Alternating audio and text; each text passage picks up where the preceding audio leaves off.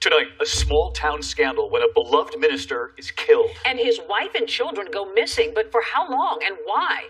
2020 starts right now. Why do you think the public was captivated with this story? It was something that was so totally unexpected. Someone had broken into the home, killed Matthew with the gunshot, and then took Mary and the girls and left. A church pastor is dead, and family is missing at this hour. When you add religion to murder and then sprinkle in abuse, everyone's in shock and no one knows who to believe. This is pretty telling. The killer unplugged the phone. Yes. So no one could call anyone for help. People were frantic, thinking that there may be a killer on the loose. The most important thing to them right now is to find Mary Winkler and find the 3 girls. So how does that missing wife and mother go from lost to found? Ma'am, get out of the vehicle. Get out of the vehicle now. Get out. Lighting up in a police investigation. I have nerve now, and I have self-esteem, so my ugly came out. I guess my ugly came out. What does that mean? We could not have fathomed what actually did come out. Not in our wildest thoughts. This is stuff that doesn't happen to church folks. The ugly side came out. Somebody ended up shot dead.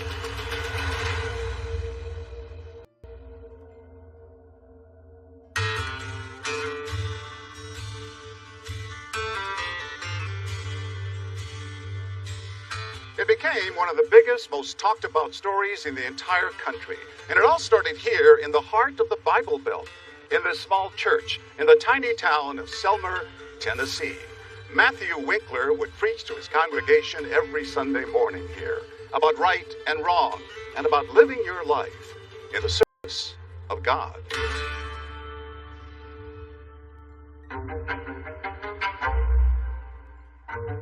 On March 22nd, 2006, everyone was gathering at the church, ready for the Wednesday night service. Matthew Winkler was pretty new at being the new head preacher, so he certainly didn't miss any services. It's unheard of for the preacher, his wife, and his daughters who are there every week, and they don't show up. But even though they kept watching the door, waiting for him to come through it, with apologies and messages of love for the congregation, it never happened. Overcome with worry and concern, some of the members of the congregation take a 5-minute drive to the church parsonage behind me. It's where the minister, Matthew, his wife, and 3 children lived. Once inside, the church members make a shocking discovery. We were knocking on the windows, knocking on the doors. At that point is when I felt that something was wrong because the key was on the inside of the door, the TV was on, and there was no answer. At some point, they go inside the home, walk through, calling his name, calling Mary's name, calling for the girls. We're yelling, "Is anyone in here? Can anybody hear us?" They looked around. No Mary, no little girls. Everything looked normal. Nothing looked out of place. But the master bedroom door was shut. They walked over and opened it, and all their nightmares were answered. So Matthew laying there on his back, a foam was protruding from his mouth and nose. We knew pretty obviously that he was dead at that time.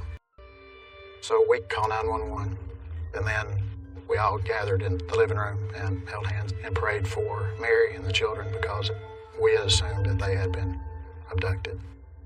Church members couldn't fathom who would kill their preacher. This is a man who, in fact, was considered religious royalty here in Tennessee, coming from a long line of distinguished ministers. Matthew Winkler is the son of a preacher, and the grandson of a preacher, and a great-grandson of a preacher.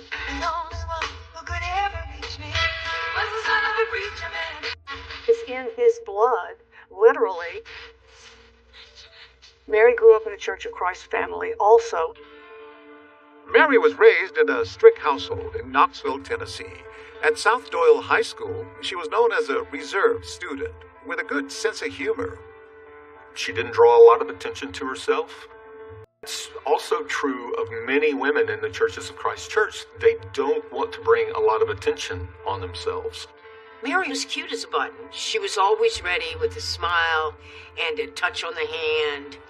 And she just was the perfect embodiment of a Church of Christ woman. Mary and Matthew met at Freed Hardeman College. It's a college affiliated with the Church of Christ. And Mary has said that initially they were just friends, but then they started dating, and apparently Matthew must have liked her because 3 months later he asked her to marry him. Both Matthew and Mary dropped out of school because they couldn't afford it anymore, and then Matthew got work as a youth minister in McMinnville, Tennessee. How would you describe the Church of Christ to someone who's not familiar with it? It's very conservative, a Bible-based church. We say we have no creed but the Bible. They believe in the literal interpretation of the Bible. And there's scriptures in the Bible that says that a woman is subservient to the man.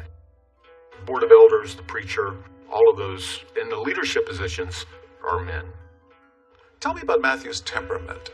Gregarious, somebody who could go into a room of strangers and make friends within minutes. Magnetic personality. Magnetic personality. Your impression of Mary? Mary seemed like a frail and vulnerable woman.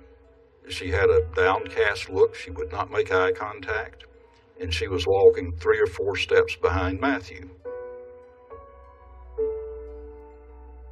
Matthew had this feeling he couldn't measure up to his father. He bristled under just being a youth minister. He wanted to be the preacher of his own church. It was in January of 2005 that Matthew and Mary Winkler moved here to the town of Selmer. Matthew had just landed his dream job, named the head pastor here at the Church of Christ.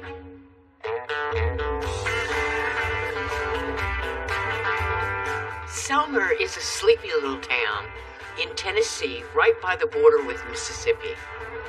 It is a place where people sit out on their porch drinking sweet tea and talking with their neighbors as they walk by. It's very southern in so many ways. One of Elvis Presley's first outside of Memphis performances was here in this county. The highway going through Selmer to Elvis's home is called Rockabilly Highway. What does this town like? Small town. Close, unit family. Pretty religious? I see a lot of churches here. Yes. Almost every corner you'll find a church. True happiness is found in God's Word. True happiness is not only found in God's Word, it's found by living the way God says to live in that Word. The Winklers found a wonderful church in Selmer, Tennessee, and the people of the community and congregation embraced them and welcomed them. It seemed like the perfect scenario. That is, until March 22nd of 2006, when that beloved young minister was found dead on the floor of his bedroom. Was it a kidnapping? It just went wrong. Someone definitely intended to kill Matthew Winkler. In a small town, people were frantic, thinking there was a killer on the loose. And where were Mary and the girls? Had someone unknown come into the home, killed Matthew, and gone off in the family van with the 3 girls and Mary, holding them captive.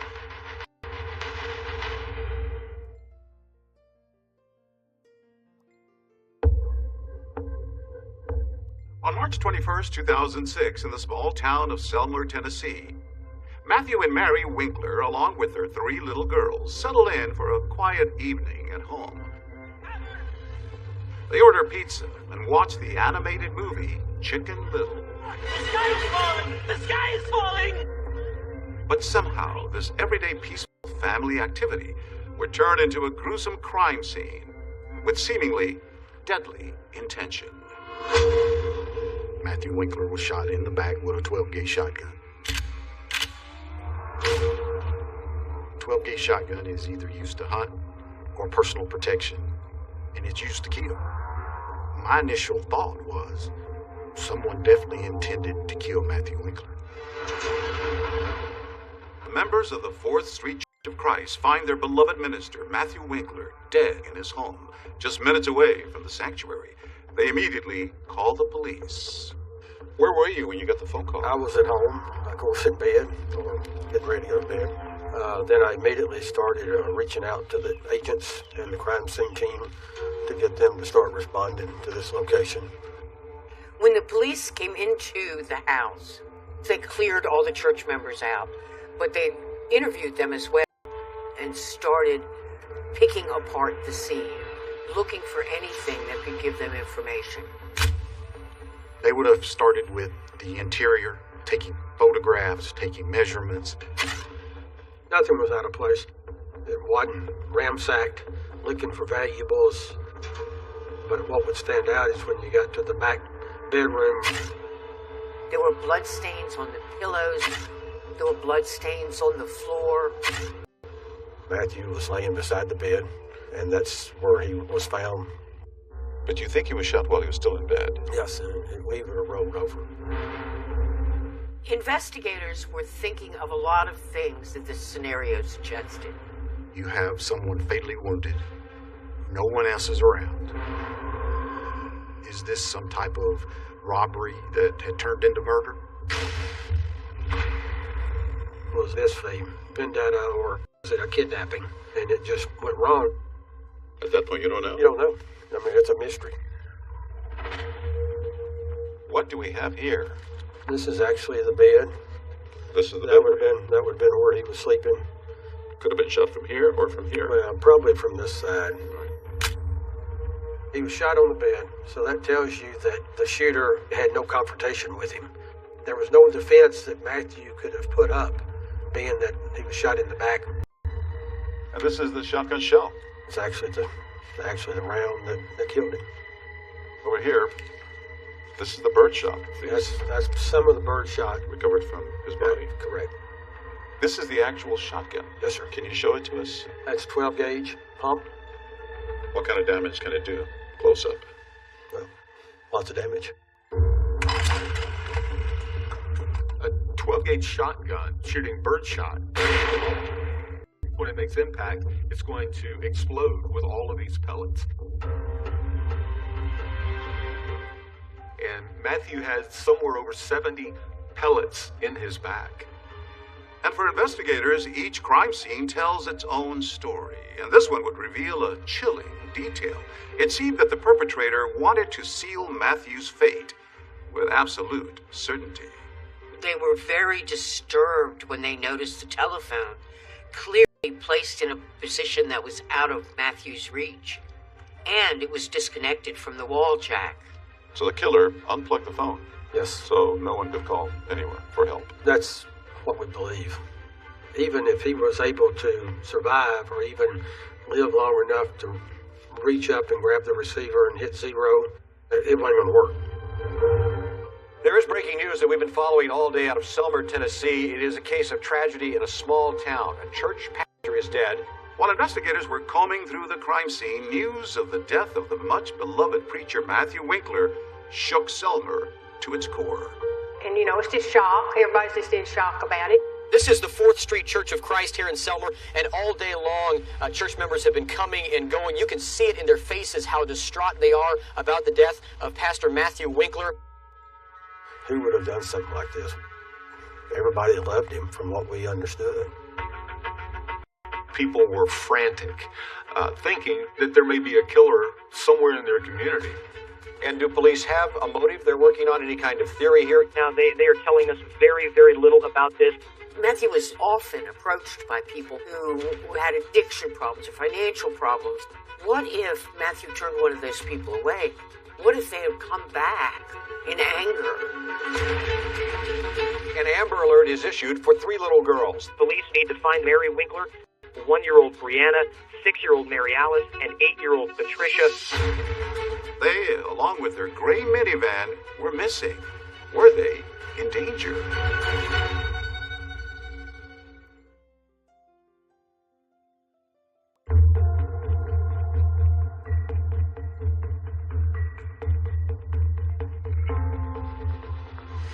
An Amber Alert is issued for 3 little girls. They disappeared from their home in Selmer, Tennessee.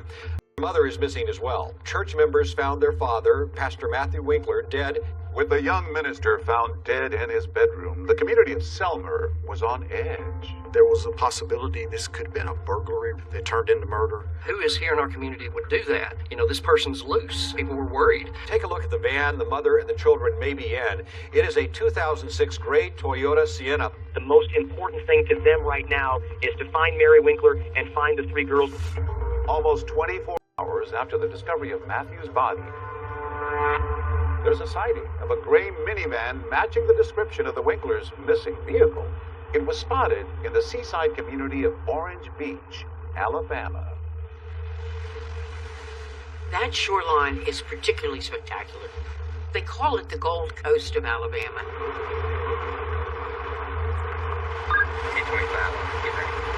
I was traveling westbound on the road directly behind us.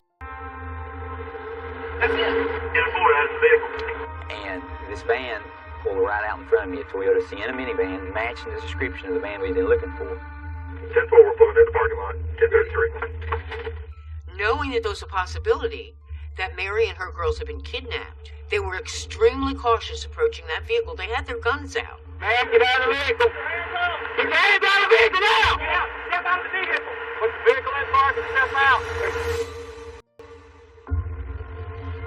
There she was, Mary Winkler, in a pink jumpsuit, looking as innocent as anybody walking down the street could look.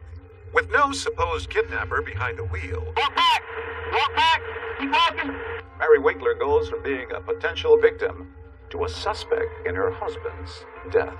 She got out and she never asked why she was stopped, why there was officers pointing guns at her or anything.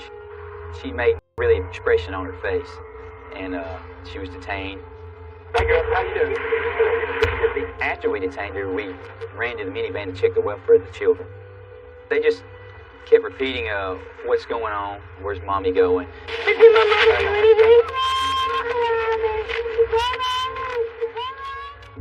Shortly after Mary's arrest, police search the minivan and they make a stunning discovery. It was soon after Mary was apprehended by the Orange Beach Police Department. A shotgun was found in the minivan. You've heard the term, we found the smoking gun. Well, that's exactly what we thought. We had found the smoking gun, and it was just our job now to put the facts and the details together. Back in 2006, Stan Stabler was a corporal with the Alabama Bureau of Investigation. I received a call from Orange Beach Police Department that evening. They requested that I come to interview Mary Winkler. It's March 23, it's about 9:55 p.m. We're at Orange Beach PD. I'm Stan Stabler with ABI. If you would just speak your name for me, please, ma'am. Mary Winkler. When we first started, I got a lot of background information about her, their marriage. How long have you been married? 9 years, 11 months. How was your marriage? Good. We talked about the children. I met your daughters, and very sweet girls. Had McDonald's, they eat, wrapped up in blankets, warm, watching a movie. Thank you. I wanted to build a rapport with Mary where she felt comfortable with me. Something to drink? Water's fantastic. Okay. Sitting across from him is this eerily calm mother of 3, 400 miles away from home. Stan Stabler wondered why did Mary Winkler drive her girls all the way to Orange Beach, Alabama. They've never been to a beach that they remember. This is just my last time to be with them. I just want to be with them before they had bad days. To have a happy day. She wanted to spend some time with the girls because she felt that she would not be seeing them after she was caught. I asked her about anyone else involved, an affair. Y'all didn't have any major problems going on? No. Anybody else involved with either party? Oh, no. She was not as emotional as a person should be if they learned about the murder of their spouse. Just go step from step and tell me what happened. I just can't. Why can't you talk to us? Is it me? No. She was very strong-willed not to disclose a lot of detail. I want to hear your side. I appreciate I feel like you have genuine concern, and I do appreciate you. Tell me why. A mother of 3, a wife of over 9 years, almost 10 years. What would make you do this? Why? No comment. It was a very, very strange interview. Has he ever hurt you? Not physically. She said she did not want to talk about Matthew because she didn't, quote, want to smear him. No matter what, in the end, I don't want him smeared. All we are seeking the truth. And we're not here to smear anybody. Corporal Stabler asks Mary about that shotgun that police suspect she used to kill her husband. Did you load it? I messed it up and put it back. Where was it? We keep it atop the closet out of reach. The truth started coming out. Mary admitted she was holding that gun. She didn't admit that she pulled the trigger. Said she didn't remember that. How many times did you shoot? Just one time? Surely not. Huh? Surely not. How do you know you didn't shoot more than once? I don't. And then finally, after almost 2 hours of questioning, a possible motive. I love you dearly. But gosh, he just me in the ground. I have nerve now, and I have self-esteem. And so my ugly came out. When the ugly side came out, somebody ended up shot dead.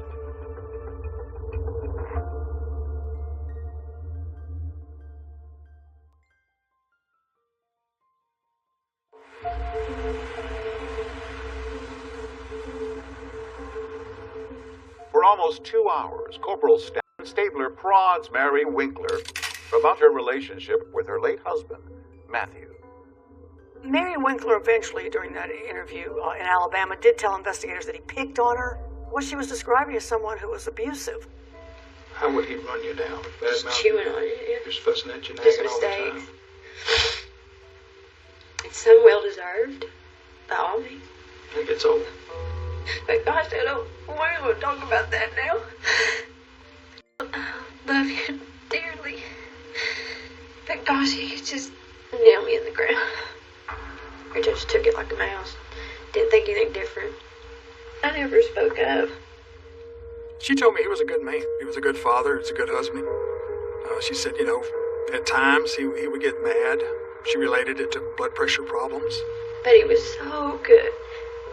He was so good, too. A lot of times he had high blood pressure. He'd never go enough to the doctor to get medicine for it. There's no sense, just say the lady was a moron, evil woman. She said she had had thoughts in the past about killing him. Yeah, I didn't just get up and say, hey, let's see how this thing works. I've been battling it not to do that for you. And I don't know why. Was he chewing on you when it happened? I don't even know. Mary had said that she got a job. Then she said her self-esteem started coming out. And then she started speaking up about things she didn't like. I have nerve now, and I have self-esteem. And so my ugly came out. When the ugly side came out, somebody ended up shot dead. So that's what Mary's ugly side is. The side that shoots her husband in the back with a shotgun.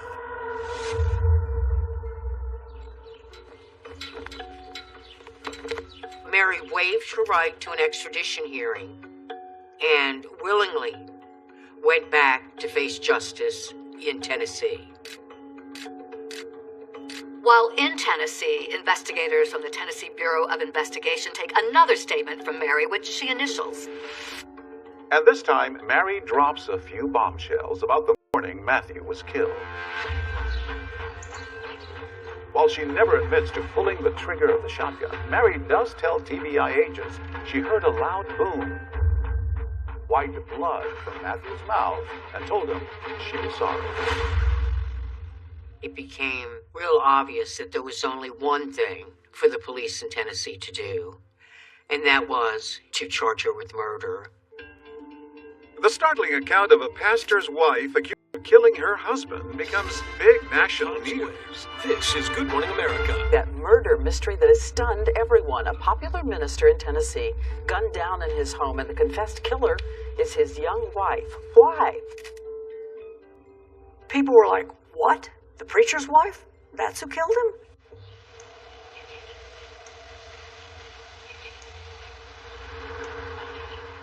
Once a minister's wife, now accused of murder. As Mary sat in jail, hundreds packed in the 4th Street Church of Christ to mourn the loss of Matthew. We want to first of all thank all of you for the love and care you've shown for the Winkler family. As for the Winkler's 3 daughters, they're in the care of Matthew's parents. The girls are going to need a lot of care and attention, and now we turn 100% of our attention to them.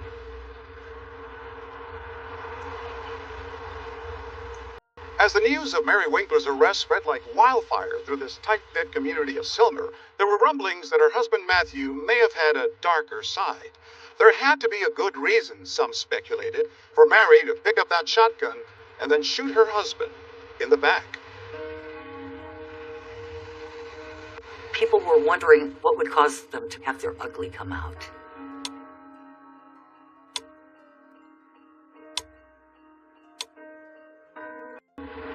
Knowing Mary the way I did, I knew that he had to do something to push her over. Mary's sisters say they saw a change in Mary once she got married. I don't remember hearing her laugh. She was not a happy person. Mary's other sister, Amanda, and her father, Clark, say they saw bruises on Mary. I didn't say anything because if I was to say who gave that to you and that would make her mad, I wouldn't see her again.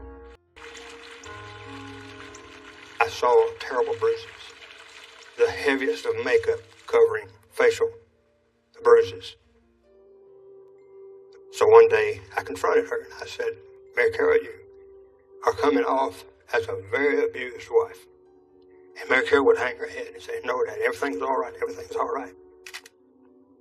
And several times I talked very seriously to her about leaving him, and she just did not want to. I feel so bad about this. I feel like I have a part in it. I should have talked more to Mary Carol. There were people who said that they did see a short temper in Matthew. According to the neighbor, that their dog had gotten into the Winkler yard, and Matthew yelled at the neighbor. He said, keep that damn dog out of our yard, or we'll shoot him. He would have had a temper on him. I've never met a preacher like him. This never rose where it was ever a volatile encounter with somebody. It was just being stern, like the dog. Hey, please do this.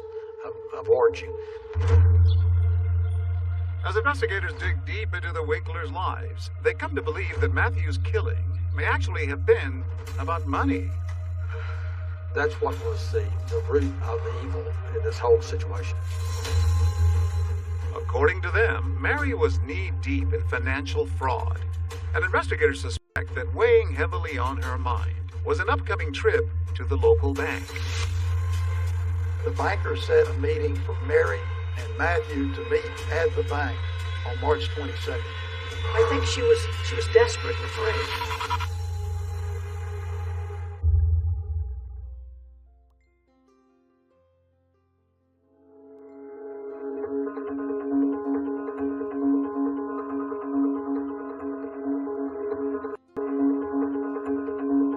Mrs. Winkler is set for arraignment before a McNairy County judge.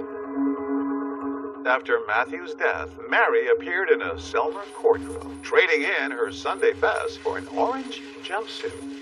It was somewhat of a shocking vision because she just does not look like anyone who could do anything like shoot her husband.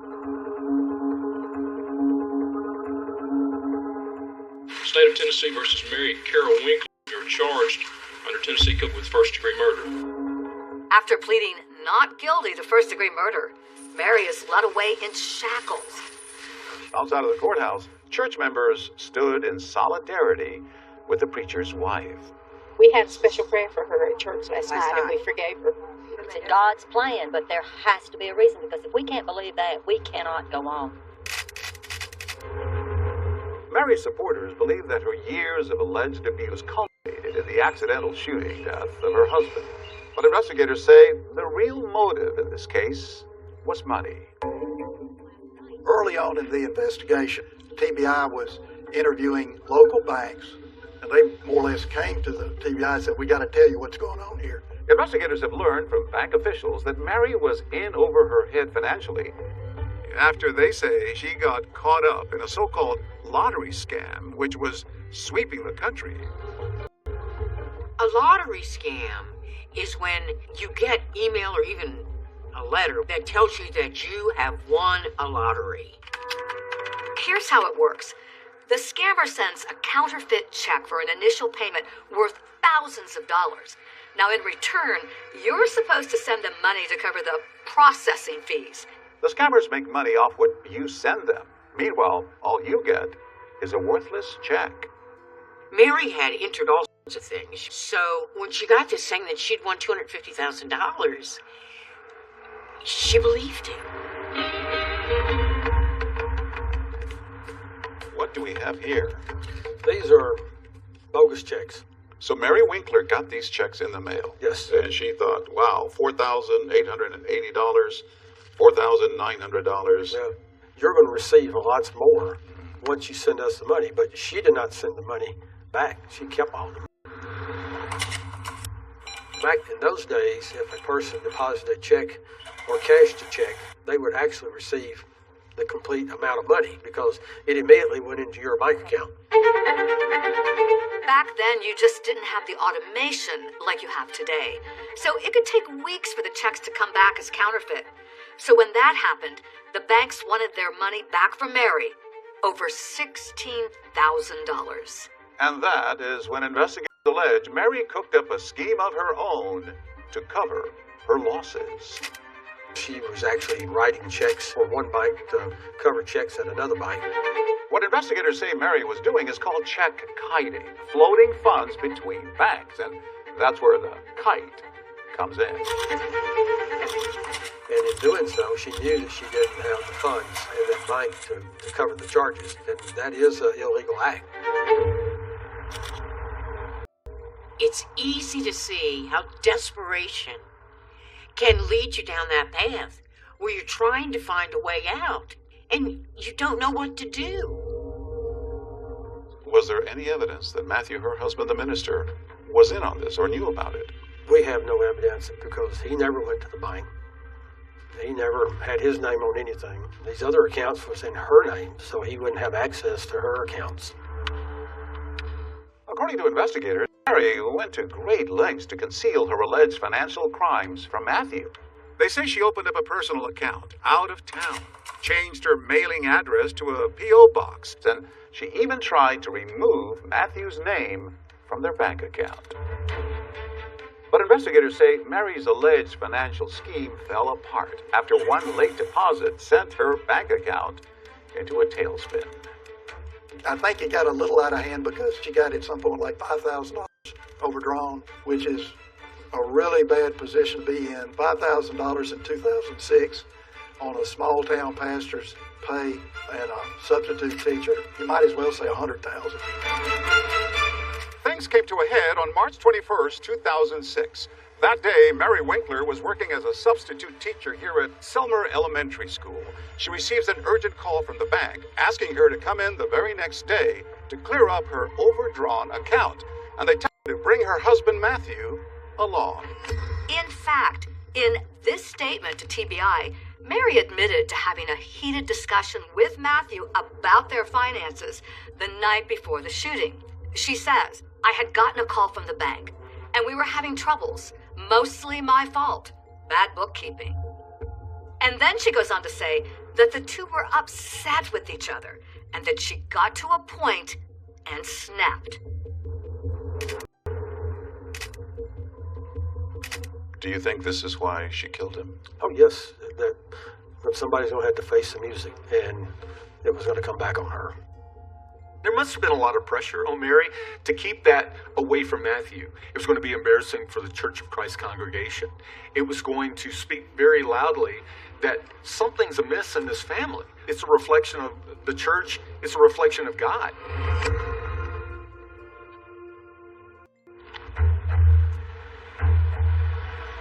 How's Mary feeling? Prosecutors might think this is an open and shut case, but as Mary's murder trial gets underway, no one could imagine the twists and turns to come. Mary Winkler had what appeared to everyone a marriage made in heaven, but behind closed doors, it was a living hell.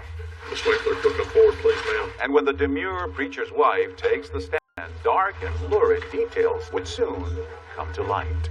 Did it hurt you? Yes, sir. Oh, my goodness gracious. This is stuff that doesn't happen to church folks. Preacher's wife does not wear this kind of shoe.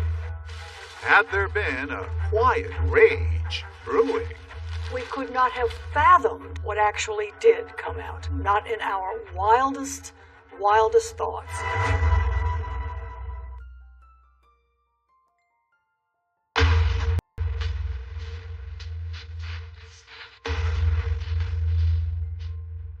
you go inside the house. What do you say? He never knew what was coming. They're talking about the spiritual leader of the community.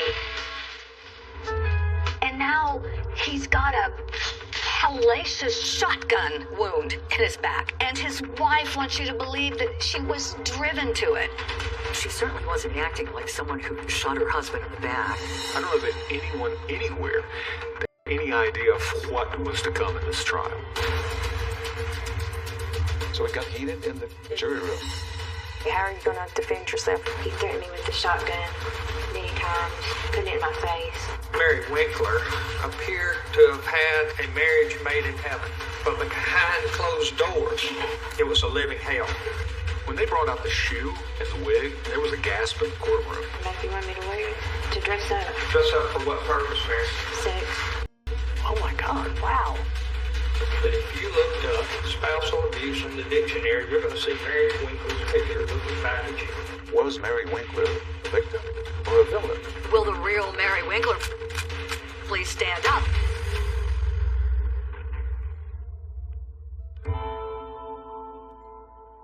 A grand jury had indicted Mary Winkler on a first-degree murder charge for the killing of her preacher husband, Matthew Winkler. She pled not guilty and went back to McMinnville after her father posted her $750,000 bond. Mary's three girls continued living with Matthew's parents, whom they've been with since Mary's arrest. Everywhere, everyone was covering the story of Mary Winkler. When you put the story in a nutshell, this preacher's wife shoots her husband in the back while he's sleeping and then takes her daughters to the beach. That sounds outrageous. Absolutely outrageous. How can you not follow that story? Well, people were wondering what would bring someone to this breaking point. What would cause them to have their ugly come out? And I think that was the big question. And the fact this happened in the heart of the South, in the Bible Belt, was like fascinating to people because it wasn't supposed to happen. These are supposed to be godly people. Well, you know, godly does not mean perfect. And Mary proved that very well. So this is the cleaners where Mary worked? Yes. We're at the dry cleaners, Dry Cleaning Express, where Mary worked during her bond supervision. I would have to come and check on her. What were your impressions of her during that bond period? She was just real quiet, reserved. We all just really loved her, and, you know, we got to be good friends. And we picked up a lot of new customers from her church that has decided to do business here because they want to be supportive of Mary. But one question dividing the people of the town following the case at the time, was Mary actually the quiet preacher's wife everyone thought they knew, or was there another side to her, like the one Libby St. John and her husband at the time saw one night at a restaurant in McMinnville? Well, we had been in there sitting at the bar, and Mary came in, and she was chain-smoking cigarettes and drinking. It just seemed like she was so carefree that evening that it just shocked me. I almost wanted to go over there and say, Listen, this isn't a good idea for you to be doing this. The owner of that establishment said while she was out on bond, she'd been there to celebrate several different occasions and her birthday recently. And so she'd been there several times. It just wasn't a one-off. You usually see Church of Christ preachers' wives smoking. She certainly wasn't acting like someone who'd shot her husband in the back. And your husband at the time starts taking pictures. He took them with his cell phone. The pictures made quite a splash when they came out. These cell phone pictures, first obtained by Action News 5, are the talk of this quiet town. I remember the bar pictures, the very things that seemed completely out of character from what anybody's seen. She was not supposed to be drinking. I think that basically it was not excessive alcohol. I think that's what was on the bond. But it didn't look good. No, I'm sure it didn't look, no, it probably didn't look good. Didn't sit well with people. The way this came to us, this was like walking into a Kafka novel. Nothing lines up with logic. Her life was taking some strange turns that didn't make any sense. Her outward appearance changed, her clothing changed. It was like someone flipped a switch. And when she started kind of hanging out at night, there was a feeling that this was a little quick. Why are you doing this? Maybe were you that the whole time? And it just gave people pause. Will the real Mary Winkler please stand up? Is she the quiet, docile minister's wife? Or is she something quite different? With the trial gearing up, everyone was about to hear a tale they never expected from the preacher's wife. Yeah, I don't know that anyone in Selmer, and few people anywhere, had any idea of what was to come in this trial. Mary's murder trial began on April 9th, 2007, with the prosecution pushing for a first-degree conviction. The case was one of the biggest things the small town of Selmer, Tennessee has ever seen. The media put this tiny courthouse right in the middle of the public's attention. Television stations from Nashville, from Memphis, some from Huntsville, Alabama, were there in the courthouse because this was such a big story. What was interesting was Mary Winkler arriving with her attorneys, appearing about as meek as you could appear. Inside, the courtroom was packed, and the crowd included members of both families. You had Matthew Winkler's parents there. Mary Winkler's family was there, her father. We may begin with opening statements. The state may proceed first. Thank you, ladies and gentlemen. My name is Walt Freeland. I'm an assistant district attorney. My strategy, like in every case, is to put on all my facts, because facts are stubborn things. You have to set aside whatever you think might have happened and just listen to the facts. There is no good reason why Matthew Winkler was murdered by Mary Winkler. The jurors are about to hear Mary's interrogation tape, where she says she snapped because of Matthew. He would knock his self-esteem down. No, chewing whatever. And that's the problem. I have nerve now, and I have self-esteem, and so my ugly came out. Just kind of got to a boiling point. Just boil over. There's no sense, just say the lady was a moron, evil woman, and let's go on with it. Prosecutors bring out that big, powerful shotgun that was used to kill Matthew. The point being to show the jurors that this could not have been an accident. You couldn't just pick the gun up and pull the trigger, unless it had been racked. Could you prime it or pump it or whatever it takes to get it in a functioning position? Could you do that? Yes, sir. By racking the shotgun, it places a shotgun shell in the chamber so it can be fired. The fact that she did tells me she had already thought in her mind what it was going to be like to shoot that shotgun. All that leads me to believe premeditation. But to rebut the prosecution's theory of premeditated murder, the defense will call their star witness. The defense calls the defendant, Mary Carol Winkler. The only person alive who knows exactly what happened the day Matthew was killed. So we sort of tell the truth, the whole truth, so help you God. Yes, I do. The most important witness in this trial, the one that everyone anticipated, takes the stand. She testifies to some pretty shocking stuff.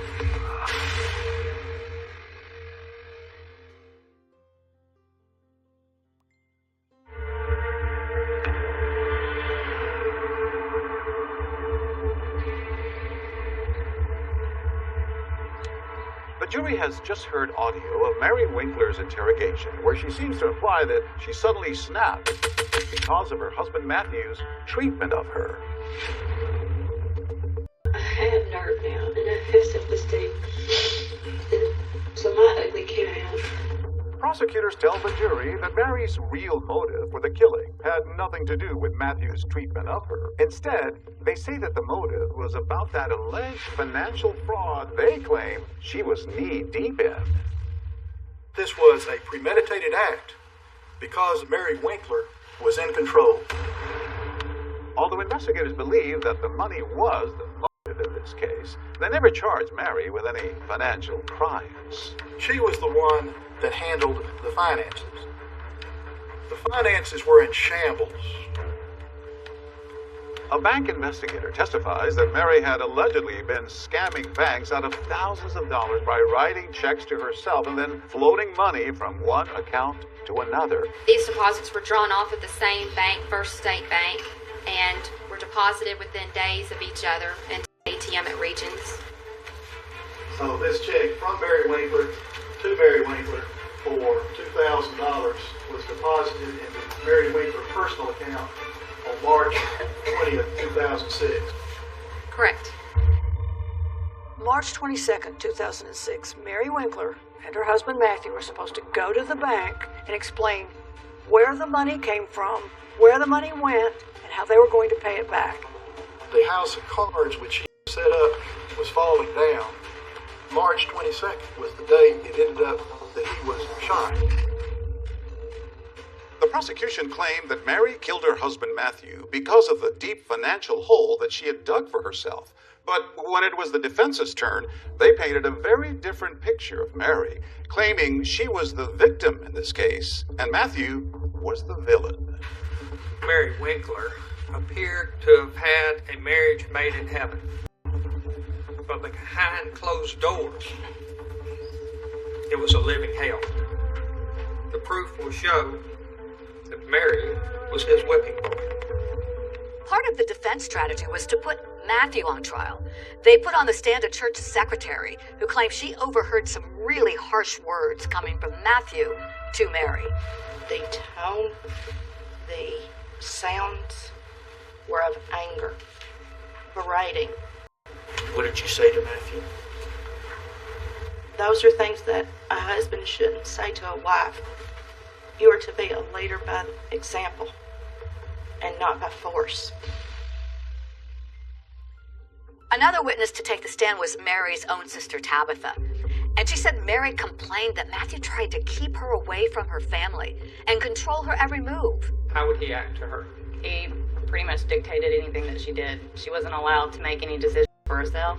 She would have to say, I have to check with Matt, and it was usually no. There was testimony from the defense about how Matthew could act aggressively, but there was not a lot of information. And the jury may have thought, well, if he was this awful man, wouldn't more people have seen more? Defense ready to call us next witness. We are, Your Honor. But the defense then called Mary herself, and she testified in explicit detail. The defense calls the defendant, Mary Carol Winkler, about exactly what she said happened behind closed doors. Ms. Winkler, come forward, please, ma'am. As she took the stand, all eyes in the courtroom were riveted on Mary. Mary Winkler was up there, appearing meeker than you would think anyone could. For much of the testimony, it appeared to be her head was down in shame. Now remember, the state argued that Mary intentionally killed her husband to cover up a messy web of alleged fraudulent check kiting. But on the stand, Mary had a simple answer. Matthew made her do it. Who directed those deposits? Matthew told me where to put them, and I put them in the bank. Mary also testified that Matthew knew that the banks were demanding answers over the financial issues with their accounts. He was upset, and I just tried to continue encouraging him, if he would please go in and do that. Did he say he would? He said he would, but he had been saying that for weeks. Mary explained to the jury that she didn't stand up for herself because she was so afraid of Matthew's volatility and his temper. How did he act when he yelled and screamed at you? He flailed. He just was all over. He would just be furious. He went from certain threats to more serious threats. Can you be specific to the jury about any threats? He told me one time that he was going to cut the brake lines out of the van. He threatened me with a shotgun many times, putting it in my face. He told me if I ever talked back to him, that he would cut me into a million pieces. Dan and Diane Winkler sat through a trial where they heard some awful things about their son, and it had to be very difficult for them. And their faces were stoic, but you could also see how it was affecting them too. When I asked her about abuse, I said, well, did he physically abuse you? And she said, oh no, I believe her to this day that he never abused her. There was no indication from any of the people interviewed that Mary had ever disclosed it to them as a friend, or it never came out about any physical abuse. She described Matthew as being a fine man, and there was never a hint of any abuse. But it turns out that Mary's testimony about alleged abuse on the part of Matthew was just the tip of the iceberg. This case is moving in another direction. The one question that nobody will forget is when Steve Farice handed her a bag. What's in that sack, Mary? Put it up on the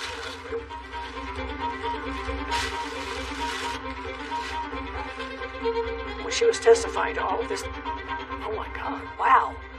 This is amazing testimony. This is shocking testimony. Almost couldn't believe it.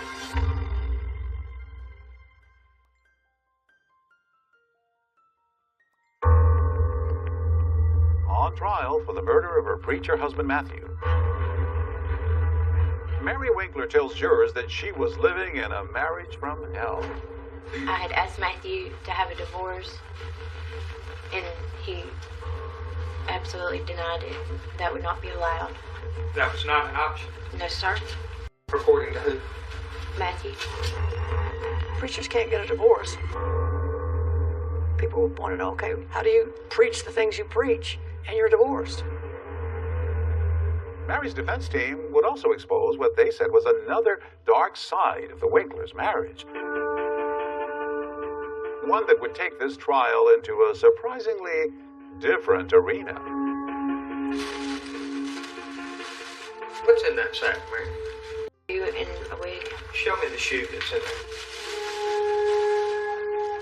Put it up on the side there. Is that the kind of shoe that you would wear to church? No, sir. Where'd you get that wig, Mary? From Matthew. Well, why was that shoe bought, Mary? Matthew wanted me to wear it to dress up. Dress up for what purpose, Mary? Sex. When they brought out the shoe and the wig and put those on the witness stand, there was a gasp in the courtroom. It was just a moment in this case, I think, that everything turned. And then hearing the preacher's wife accuse her dead husband of all of these things that were not allowed in the Churches of Christ congregations. These were sins. Mary testified that Matthew had porn up on a computer and wanted her to watch it. What would occur after he'd asked you to look at the photographs? Go have sex. Did he ever ask you to engage in any type of sex that you felt was unnatural? Yes, sir. He just wanted to have sex on my bottom. Did it hurt you? Yes, sir. The people in the courtroom, when she was testifying to all of this, you could kind of see on their faces, like, oh my God, wow, this is shocking testimony. For the life of me, I have never understood how wearing platform shoes and a wig for your husband gives you the right to shoot him in the back with a shotgun. While the details of the Winklers' sex life caused a huge buzz inside the courtroom, the questions at hand were why and how Matthew was shot to death. And for the very first time, people heard Mary talk about what she says happened that morning, describing how it all started with the cries of their baby daughter. Matthew kicked me on the bed. He just caught me somewhere in the low of my back and I was on the floor. What happened next? He walked out of the room and then I got up and went after him. Mary said she then saw Matthew covering the baby's nose and mouth, to keep her from crying, something that she said he had done before. What was he doing? Suffocating her. I said, could I please have her? He just threw his arms up and walked out and walked away from the crib. Mary says she was so disturbed by this incident that she followed Matthew back to the bedroom and she wanted to confront him about it. I just wanted to talk to Matthew. What did you want to talk to him about? I just wanted him to stop being so mean. Mary testified she was afraid to talk to her husband and then found herself holding Matthew's shotgun. Do you remember ever having a gun, holding a gun? Yes, sir. Do you remember ever pointing a gun? No, sir. Did you pull the trigger? No, sir. Did you intentionally, purposefully kill your husband? No, sir. Did you love your husband? Yes, sir. You still love him? Yes, sir. Mary had been very vague and foggy about a gun going off, which is a classic defense statement. They use the passive voice. They don't say, I shot a gun. They say, a gun went off. So what was it that led you into the position of accidentally shooting Matthew Winkler? I just wanted to talk to him. What an accident was it? Yes, sir. You just wanted to talk to him and he wouldn't listen. So you shot him in the middle of the back while he was asleep. Now, has that memory come back to you, Miss Winkler? No, sir. You recall telling Chief Carpenter you remember hearing a loud boom and remember thinking it wasn't as loud as I thought it would be. I don't recall telling him that. Do you remember today if you told Matthew that you were sorry and that you loved him? Yes. The defense called a licensed psychologist to the stand who had met with Mary several times, and she testified that the reason Mary might not be able to remember the details of the shooting was because she had been traumatized by Matthew's treatment of her. It's my professional opinion that Mary does suffer from a post-traumatic stress disorder, and at the time that this occurred, she was in a dissociated episode where she was not able to think or plan the way she normally would be able to do. After 10 days of evidence and testimony, it's time for closing arguments. Unfortunately, Matthew Winkler couldn't practice what he was preaching. His problem was that of a bully. And what bullies do is they pick on people that are smaller than them. And I say to you that if you looked up spousal abuse in the dictionary, you're going to see Mary Winkler's picture looking back at you. He was brutally, premeditatedly, and intentionally killed, shot in the middle of his back as he slept. He did not deserve to die. Justice demands one verdict, and that is guilty of murder of the first degree. Now the jury has a big decision. Couldn't Mary have gotten out of a bad marriage some other way? Or is she just a cold-blooded killer? This very debate is going to spark some fireworks in that jury room. So it got heated in the It jury did, room. very much so. Oh, I was ready to come off that table and strangle her.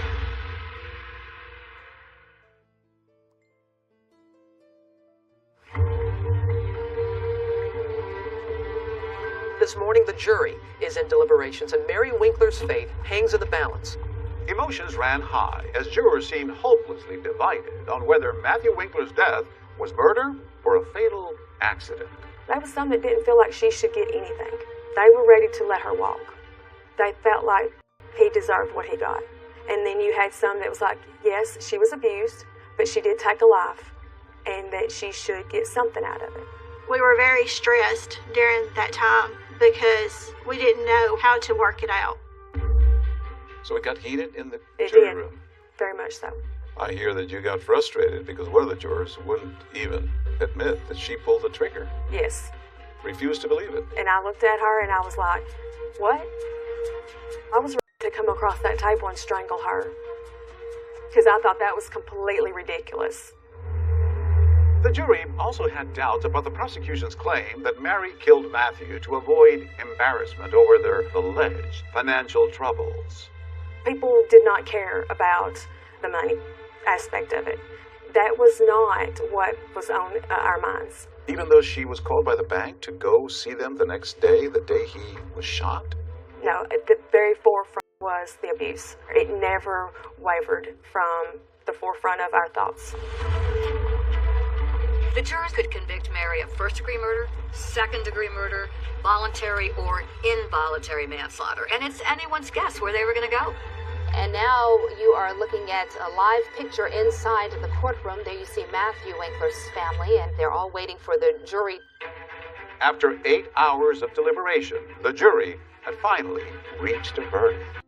And members of the jury are expected to read that verdict coming up momentarily.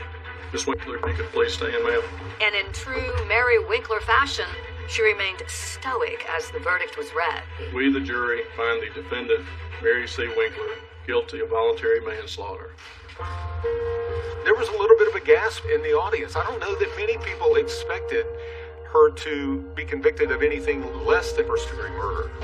With voluntary manslaughter, there is an intent to kill, but you were provoked by something. There you see Mary Winkler's father, and he looks a little bit surprised there. To the shock of Mary's supporters and the dismay of Matthews, Mary will face just 3 to 6 years behind bars. Would this jury have allowed Mary to walk free? Part of them would have. They felt like she had already lived through prison with the life that she lived, and that it was justified and that she deserved to be free. That's why you compromised and agreed to the lesser charge? Yes, because I didn't want her to walk. In Tennessee, 33-year-old Mary Winkler is awaiting sentencing after being found guilty of killing her preacher husband. Mary, how you feeling? On June 8, 2007, everyone gathered in the courtroom for Mary's sentencing as she pled for mercy. I think of Matthew every day in the guild, and I'll always miss him and love him. There were bad times, but there were good times, and I wish I could have that good Matthew, and that we could live together forever.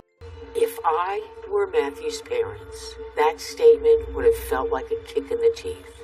It was so disregarding of their feelings on facing this reality. Matthew was a wonderful person. He loved life. He loved his family. He loved the Lord God with all of his heart and soul and mind. The monster that you have painted for the world to see, I don't think that monster existed. There's been no remorse from you. You've never told your girls you're sorry. Don't you think you at least owe them that? You've never told us you're sorry. I think you at least owe us that. I can understand why a mother would more than ask that. And I would think a mother, as in Mary, would also want to apologize. The damage is done. When the judge handed down the sentence, you could have heard a pin drop in that room. The defendant is hereby sentenced to a term of 3 years, and the sentence is to be served in split confinement with 210 days of incarceration, with appropriate credit to be given. With time served, Mary Winkler spent only 1 more week in jail in this very cell, and then 60 days in a mental health facility. To her supporters, it was a clear victory, but to others, it was nothing more than a slap on the wrist. People were very shocked by that sentence and really couldn't believe it. Matthew's parents had to feel betrayed by the system. They had to feel as if the jury had been played. When you found out that she was going to get such a short sentence, what went through your mind? I was heartbroken. Actually, I felt like I had failed. I felt like I had failed, like I didn't do my part, that I had let her off. I believe she should have served more time, but we did what we did because that was all we could do. After the trial, the town of Selma remained divided over whether Mary really got justice. Meanwhile, for Mary, the saga isn't over. After the sentencing, the public thought, okay, that's it. They've heard everything. But it was not. She wasn't finished talking. She wanted to tell her story to everyone. Hey, hi, Oprah. Nice to meet you. Nice to meet you. Tell me why you wanted to have this conversation today.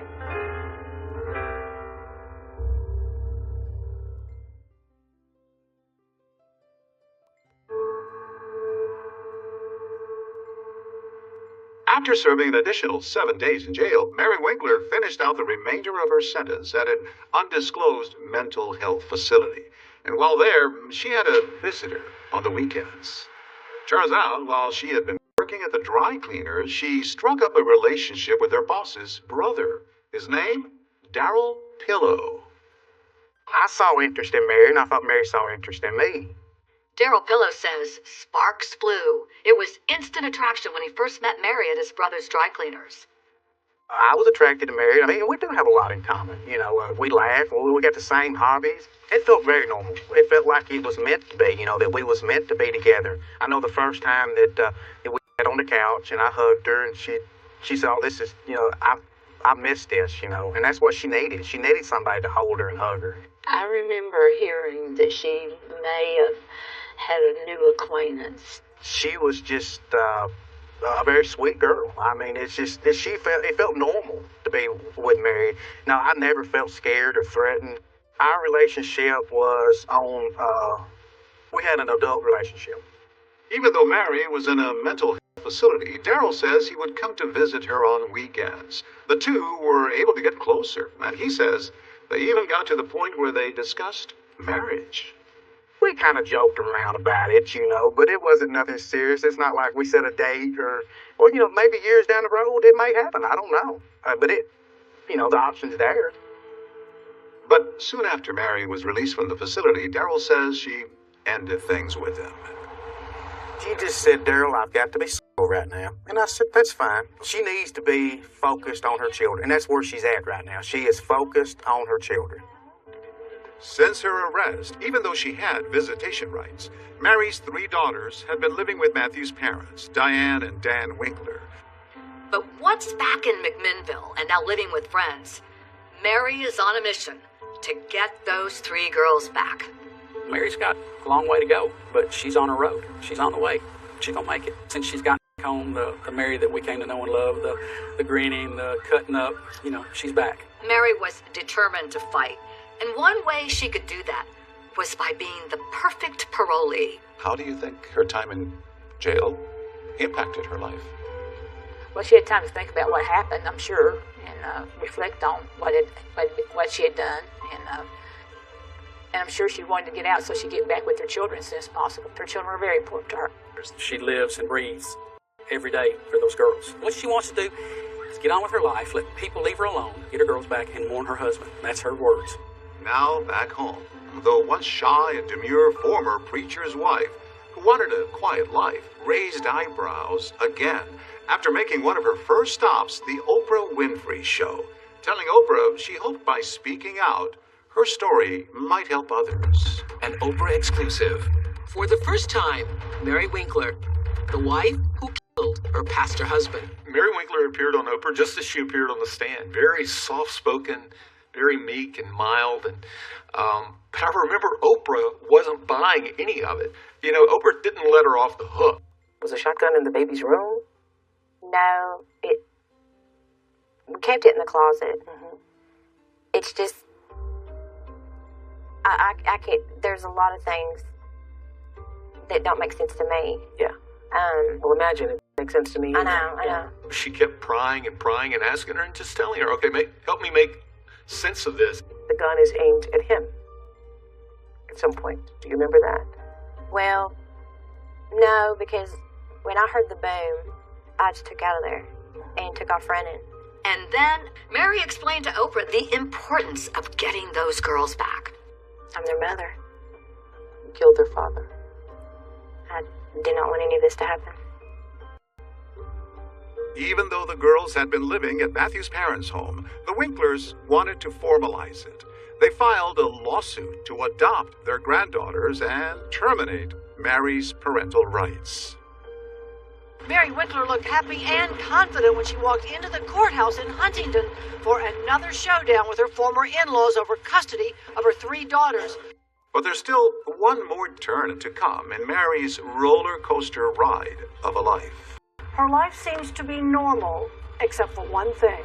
One more startling secret to reveal. Something else had happened to Mary Winkler that was surprising, shocking.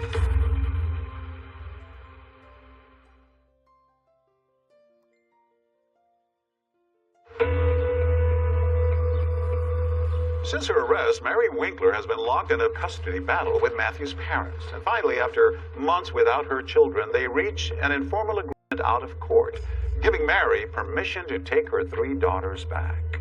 My girls are my girls, and I'm their mother, and we were just put back together, and we picked up where we were separated. I know. Come here. After finally getting her children back, Mary Winkler sits down for one more exclusive interview with Janice Sproach to reveal yet another setback in her life. Tonight, Mary Winkler is back, and she has a secret. I had found out that Mary had been diagnosed with MS, multiple sclerosis. My right hand and my right foot were completely disabled, could not use. And so I was very fortunate that I have been able to come back to full capacity. 17 years after she shot her husband, Mary Winkler lives a quiet life. But to this day, there are still lingering questions in Selmer about whether justice was served in her case. I believe that she actually got away with murder of her husband. Justice was not served, in my opinion. Was Mary Winkler a victim or a villain? Both. Did Mary get away with murder? Yes, she did. She's going to have to answer for what she did. It's not up to me to forgive her. What she did is between her and Matthew and his family and God.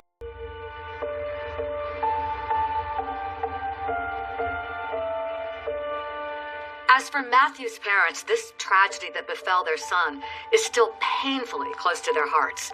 His father, Dan, can be seen giving a sermon in this Palm Beach Lakes Church of Christ video, posted on YouTube just last month. 18 years ago, trauma knocked on the front door of our house, and we lost a son.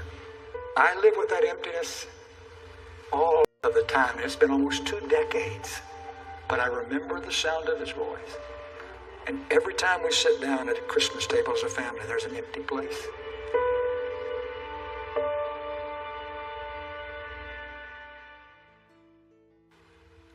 A father still grieving. Our own John Quinones reached out to Mary Winkler at her home, but she told him she didn't want to talk about what happened all those years ago. That's right, David. She said she's moved on and she's busy taking care of her 3 daughters. Those daughters are now 18, 24, and 26. That's our program for tonight. Thanks so much for watching. I'm Deborah Roberts. And I'm David Muir from all of us here at 2020 and ABC News. Good night.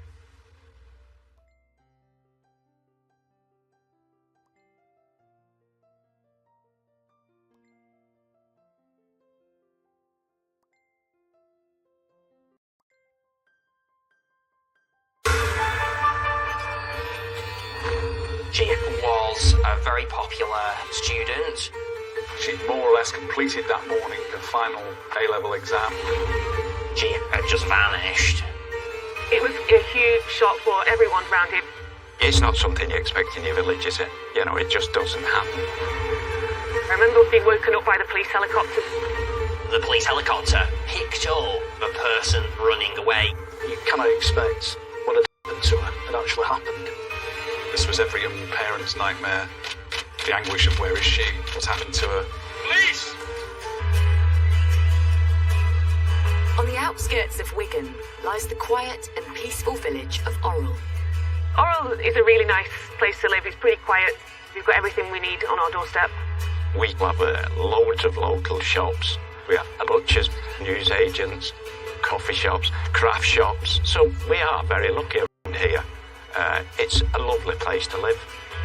I'd say it's one of the more affluent parts of Wigan. There's kind of a lot of wine bars and coffee shops. It's the type of place that's quite a close-knit community. There's a lot of families that have been in Orrell for a long time. I grew up round here and it's always been, you know what I mean, a quiet place. It's a lot of older people and you've got the style of people what still, so recently, still tip the cap. You know what I mean? It's like an old-fashioned area. Everybody knows everybody. Most people have lived here all their lives because really there's no reason to move. The parkland on the edge of the village has long been a draw for locals. Orrell Water Park's a little local recreation spot. Come on, doggy. We get a lot of dog walkers coming here. A lot of people come just to kind of stretch their legs, walk the dog and get a little bit of fresh air. I come here every day. A lot of dog walkers, families, just a nice place to go for a change of scenery. I mean, I've got 2 young kids. We take the kids around the park. A lot of people go fishing there. There's always students around here. Lunchtime or the breaks, if the weather's nice, to come and sit on the benches. You follow the path up there. It can take you up to Winstanley College across the fields. With its outstanding reputation, Winstanley College attracts students from across the Northwest. Winstanley College is one of the top-rated sixth form colleges in the entire country. It draws ambitious, clever young people from across Greater Manchester, also parts of Lancashire and Merseyside. It's always top standard. When I was growing up, everybody wanted to get into Winstanley. It tends to get a lot of the kind of high achievers, and people who do well in the GCSEs will go to Winstanley because they want to get the good grades to go to good universities as well. And in 2017, 18-year-old Ellen Higginbottom was in her second year at Winstanley College. Ellen Higginbottom was a very popular student. She came from the edge of Manchester and she was studying for her A-levels. She was an only child to Michael and Kay Higginbottom. She was a talented musician. She enjoyed listening to and performing music, and she also had a notable love of equestrian and horses. Being a teenager at the start of adulthood, Ellen had a large social network around her. She had a big group of friends and was extremely popular with everybody at the college. She also had a very devoted boyfriend. They were clearly in a very close relationship. But life for the young couple was about to change. It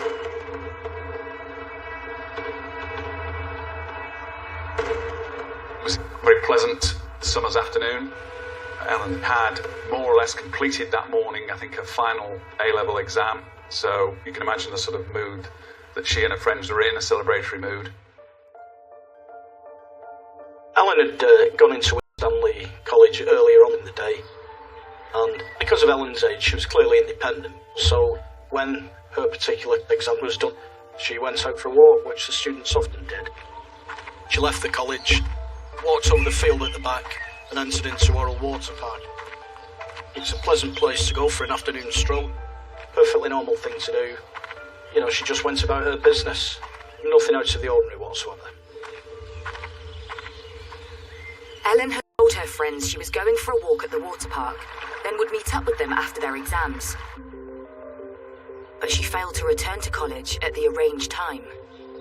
With her friends, she was apparently renowned at getting lost. She sent a joking Snapchat message to her friends saying that she'd been here about 15-20 minutes and was already lost. But as the hours pass and Ellen fails to meet her friends or return home, concern grows. It was becoming clear in the afternoon. She'd not made contact with any friends or family. She'd never been missing before, so it was unusual. Had Ellen wanted some time alone? Had she got lost? Or had she met up with someone to celebrate after her exams? With her disappearance so out of character, her boyfriend organises a search for Ellen across the area. A number of close friends and relatives travelled up to Orrell and actually went up to the streets asking people if they had seen her. Her family conducted their own inquiries and search as you would. They'd be thinking things like, has she fallen and got hurt or something of that nature. News of Ellen's disappearance quickly spreads amongst the local community. Word gets around very quickly, and there were scores of messages being posted on social media asking people to look for Ellen. Facebook and Twitter was going off quite a lot. I mean, I'm a couple of years older than she would be, so there was a lot of people who I knew that actually did kind of know her as well. And I can remember when she was missing, everyone being in fear. Young people going missing. It's something that does cause a great deal of concern in the communities. It tends to trigger a bigger response because they tend to be more vulnerable. But as the afternoon turns into evening, there's still no sign of Ellen. By the evening, Ellen's friends and residents in the Orrell area were extremely concerned.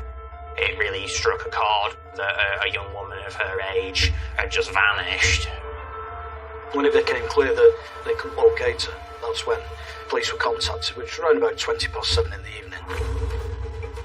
her dad rang the police saying that his daughter hadn't come home from college, hadn't come back at the expected time, and it was extremely out of character. Police take over the search for Ellen. And Detective Superintendent Howard Millington is made the senior investigating officer. There are set what we call golden hour tasks to do. You know, has a person been injured and taken to hospital, so you check with local hospitals, check with family and friends, that kind of thing. Ellen's phone is turned off, but police speak with her friends and discover that they all received the same message from her earlier in the day. What we found, it was a Snapchat-type message sent by Ellen, which geolocated to Orrell Water Park. So we knew at a particular point in the afternoon where she was. With Ellen last known to be in Orrell Water Park just before 2 p.m, police start an intensive search of the area. You cannot expect what had happened to her had actually happened. In the peaceful village of Orrell, concern is rising for the welfare of 18-year-old student Ellen Higginbottom after she seems to have vanished into thin air. It would appear from messages retrieved from her friends' phones that she'd arranged to meet up with some of her friends in a post-exam, you know, letting hair down type of afternoon. The college student had gone for a walk after finishing her final exam and was due to meet up with friends to celebrate. But she never turned up, and her phone is switched off. Local reporter Andrew Knoll finds himself at the centre of a developing story. We do report on missing people fairly regularly. It's something that people are very keen to share and engage with. On the Friday evening, I remember a lot of people messaging on those, expressing concern about what was happening with Ellen, asking me for information, asking me what I'd heard about it, what the police had said about it. As the night draws in, there is still no sign of Ellen. Her worried family desperately cling on for hope. This was every young parent's nightmare. The anguish of where is she, what's happened to her. You think that your child has, worked hard, got through the exam period, fully entitled to go off and let their hair down on a summer's afternoon. And, the anxiety of sitting exams that all parents and all students feel is as nothing compared to what Ellen's parents will then have gone through. Ellen had been at Orrell Water Park at 2 p.m. So police focused their attention on the surrounding area. Detective Superintendent Howard Millington oversaw the investigation. So clearly the inquiries did focus on searching the area around Orrell Water Park. Although you've got to focus on where you think that person may be. It's important as a detective to keep an open mind so we don't get what we call confirmation bias creeping in and start to focus on the wrong things. As night falls, police swarm the village and parklands in a desperate attempt to find Ellen. On that Friday night, a huge operation swung into action to try and find Ellen. I remember there was quite a police presence in the area. There was police everywhere. Everyone knew there was something going on, but obviously didn't know exactly what it was. After midnight, the police are left with no option but to take to the skies to search the surrounding fields and parkland. I remember when I was being woken up by the police helicopters in the early hours of the morning. It's got thermal imaging and very high quality resolution cameras to search for people who may be missing and at high risk. As the helicopter scans the ground below, suddenly something shows up. The helicopter discovered a heat source. It was in a farmer's field adjacent to Orrell Water Park and some woodland. The police helicopter, it picked up a heat source of a person that was running away. Could this be Ellen? Had she become lost or hurt herself? The helicopter crew direct the officers towards the heat source. The officers came down this path and closed in. At that particular time, there was some kind of standing crop into the field. probably around about 18 inches high. The search team move into the crop field, and they quickly make a shocking find. Tragically, the body of Ellen was discovered. Police seal off the scene, and it's established that the laptop and mobile phone Ellen had with her were missing. Next to her, an abandoned spade is found. I got the call from the night detective around about 2:45 in the morning. From the way it was described to me, I was immediately concerned that it was a case of homicide. On the Saturday morning, Greater Manchester Police had launched a murder probe. And the immediate, urgent appeal for information was to be put out there through the press. Greater Manchester Police are appealing for information after the body of missing student Ellen Higginbottom was found in Orrell Water Park in the early hours of the morning. It was a huge shock for everyone around here because it's just such a quiet place, you know, and there aren't normally bad people about. It's not something you expect in your village, is it? You know, it just doesn't happen until you wake up one morning and some poor girl's lost her life. I mean, I've got kids myself, I've got a little girl myself, and I really was, I mean, all the family was, everybody around here was shocked. It was very scary, you know, I've got grandchildren, and you think that young girl, what she went through, you know, what she had to deal with in that situation must have been horrendous. It's quite scary for everyone. You know, there's a lot of people walking dogs around here and just using Orrell Water Park, so the fact it was done in broad daylight in such a severe manner, I think, was what kind of shocked people a lot. Since the early hours, Detective Superintendent Howard Millington has been at the scene. Well, clearly, the main community concern is there a potential for another offence? You know, this is a horrific crime. You know, nobody's been yet arrested. What are the police doing about it? Around about 4 o'clock in the morning, I'd actually deployed to the scene. My priority then was making sure that all the evidence that we could preserve at that time had been, and facilitate detailed searches with a view to apprehending the offender as quickly as possible. With the crime scene secured, and forensics searching for anything that could catch the killer, this popular beauty spot is suddenly put under the microscope. They came down to Orrell Water Park the morning after Ellen Higginbottom's body had been discovered. It was here the police had a line of tape and an officer was standing there. There was no public access beyond this point. I remember the park actually being fairly quiet for a Saturday morning in the middle of summer. Word had obviously got out. When I came out with the dog in the morning, I saw the police forensics, all the white gear. There was a sense of alarm and numbness, I think, in the area. The murder investigation is ramped up, and police launch an appeal to the public. There wasn't an immediately obvious suspect, and so my media strategy was tailored around that. It was to include an appeal for information, to try and identify any as yet unknown witnesses or intelligence, to generate those kind of lines of inquiry. Police need to establish who would have possibly wanted to cause harm to Ellen, and why. With her phone and laptop missing, could this have been a robbery gone wrong?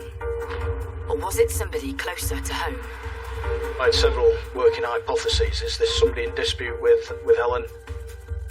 You know, who'd she been in contact with? Was there anything we didn't know about Ellen that we needed to know? Anybody in conflict with her? Looking at computers belonging to Ellen, her phone, were there any communications with people we didn't know about? Well, the reality is, stranger attacks are extremely rare. The sad fact is that most people who are victims of homicide are actually killed by somebody who's known to them. Suddenly, Ellen's friends and family are put under scrutiny. The majority of murder victims are known to their killers. The body of 18-year-old student Ellen Higginbottom has been found 10 hours after she went missing in the Lancashire village of Orrell. Greater Manchester Police start to look closely into Ellen's life. In the wake of her body being found, immediately one of the questions is, did she know her killer? in the vast majority of cases, that is the case. The questions I would be looking for is there anybody who she's been in dispute with or fallen out with? Now that can be because they're friends or work colleagues or partners, family, anything of that nature. You know, does she have a partner? Transpired she had a boyfriend who'd assisted with the search.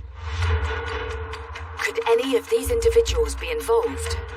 With a list of people drawn up by police, everyone closely connected to Ellen is intensively questioned. As a senior investigating officer, you know, keeping an open mind and making sure that every angle is covered is important. So we utilise a strategy called trace, investigate and evaluate, where we look for things like alibis and where people were. And some of these people I was able to rule out as being potentially responsible because their alibi and movements and times showed that they couldn't be involved. Ellen's family, boyfriend and inner circle are ruled out of the investigation completely, which leaves a terrifying prospect. The reality was that this was a stranger who'd committed this horrific crime. With a killer on the loose, the concern in the community grows. I think people were in fear that there's someone kind of walking among us in Orrell that could do something like that. It affected the community pretty badly because there was lots of lone women that used to walk around the park with either the dogs, prams, stuff like that. They wouldn't go. They wouldn't actually go near the place. The pressure is mounting on police to find those responsible. When it became apparent that this was a stranger, in all likelihood, you know, the responsibility on my shoulders as the SIO, it's so intense. You know, I was in the white heat of the investigation. You know, Greater Manchester Police were resourcing and investigating this as thoroughly as possible to apprehend the very, very dangerous offender. Post-mortem results arrive, which could offer clues to her attacker. The cause of Ellen's death was two quite dreadful, very deep wounds, in particular to her neck, either one of which would have been sufficient to kill her. DS Howard Millington said the severity of it and the ordeal that Ellen had gone through was unimaginable. It was a crime of very unusual severity and brutality. Forensics also arrive from the scene, and the investigation takes an even more sinister turn. But this was where Ellen was actually found. A little bit further this way, there was a hole in the hedge. And we proved forensically once the scientists had been down, that's where the attack took place, because of some of the blood samples and other material there. And it was clear she was dragged through into the field after the attack. Ellen's clothing had been disturbed in a way that was consistent with deliberate interference with her garments. Also, she had what looked like faint ligature mark around her wrist, and there was a belt which was around her feet, ankle area, which we confirmed with Ellen's family didn't belong to Ellen. It was clearly a gent's belt. The discovery leads police to consider a new theory. So somewhere in this particular area, in these trees, and that's where the attack took place. And my belief was that this was ultimately a sexually motivated crime. A speck of blood is picked up on the belt found at the scene, and it's sent off for DNA testing. The marks around Ellen's ankles also appear to suggest the belt was used to drag her from the attack site to the field where her body was found. They were, in my view, looking to dispose of the body. There was a spade found nearby, so I think their intentions was to make sure she was buried and not found.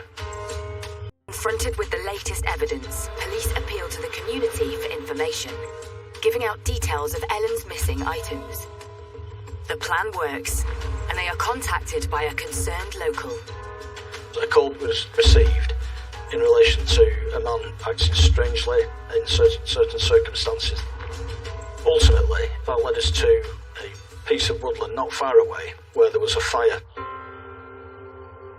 And within the fire, the officer discovered a laptop that had been burnt. Now, we did know from the liaison with Ellen's family that she had a Lenovo laptop. When the police went to the embers of the dying fire, they indeed found some of Ellen's possessions, her laptop and her keys in what police quickly surmised was a not very effective attempt to destroy some evidence and cover traces that they'd been in possession of them. Following the discovery of Ellen's missing belongings, burnt out in woodland in nearby Billinge, the police make a breakthrough. An arrest was made. A man was in custody, being questioned on suspicion of murder. The man in question is a 47-year-old from the Billinge area.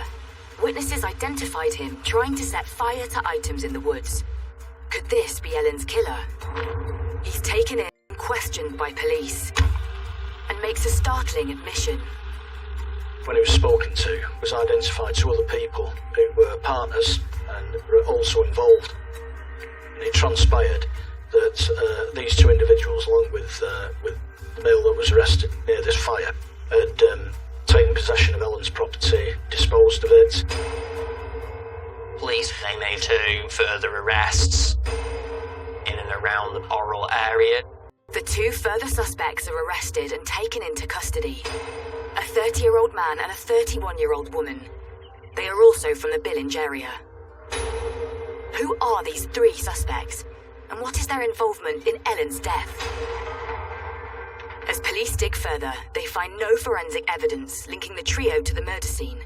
But then, police receive DNA results from the belt, which changes the course of the investigation. The gents belt that was near Ellen had both Ellen's DNA and also matched that of a man. It matched a man called Mark Buckley. Then I made the decision to declare him as a suspect and arrest him on suspicion of murder.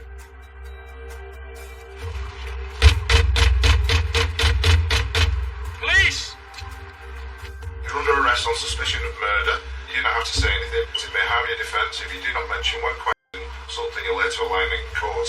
Anything you do say may be given in evidence. Would you like to make any response to that?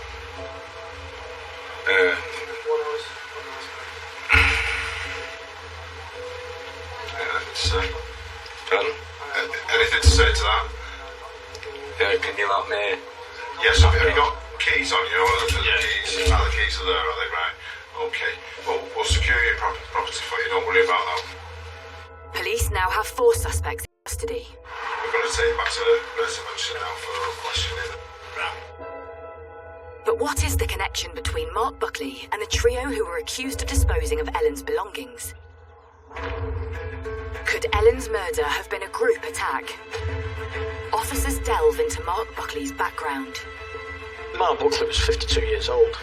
He had been staying with his mother in a nearby address. He did have previous convictions, but nothing that would have particularly flagged up.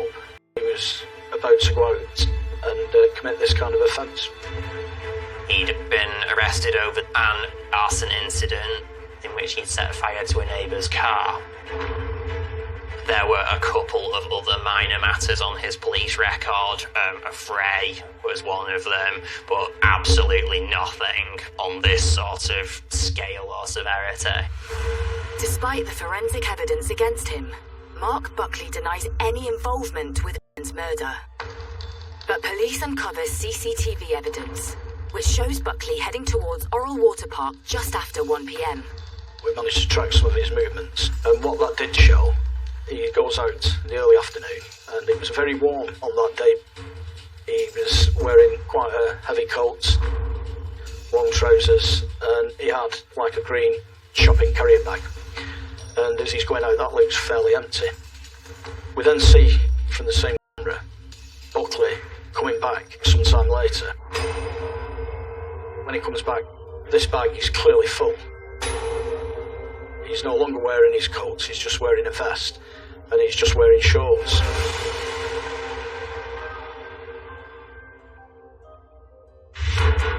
Despite being confronted with video evidence, Buckley continues to deny any involvement in Ellen's murder. But then the other suspects in custody start to speak. Not only do they say they are friends with Buckley, but they describe how they came to have Ellen's possessions. Transpired that Mark Buckley had been to the 3 offenders he had passed on a rucksack. with items including a laptop and keys that he'd stolen from Ellen. He had also sold on her mobile phone to one of them as well. With the evidence against Buckley mounting up, he finally cracks. When he was questioned by detectives, Buckley, in the end, confessed fairly quickly to killing Ellen. Mark Buckley is charged on suspicion of Ellen Higginbottom's murder, while the other 3 suspects are charged with perverting the course of justice in knowingly disposing of evidence. But what actually happened on that fateful summer night when Ellen was killed? 52-year-old Mark Buckley has been charged with the murder of 18-year-old student Ellen Higginbottom, after he admitted to police that he was the man responsible. Mark Buckley did admit that he killed her. He said hello and then dragged her off the path. Didn't give any explanation. Clearly didn't want to admit any sexual elements. He was fairly quickly contrite as to the killing itself, but he always maintained that there was no sexual activity or sexual motivation behind his crime. After Mark Buckley allegedly sold on items stolen from Ellen after the murder took place, attention turns to the other 3 suspects from Billinge. 2 men aged 47 and 30, and a 31-year-old woman. 3 other people were on charges related to assisting the offender or involvement in the crime. They were charged with perverting the course of justice in that they got rid of evidence and handling a stolen laptop.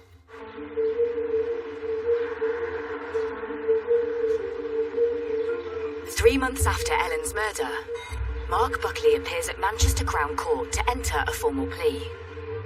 As he arrives in the courtroom, he cuts a subdued figure. We went to the court.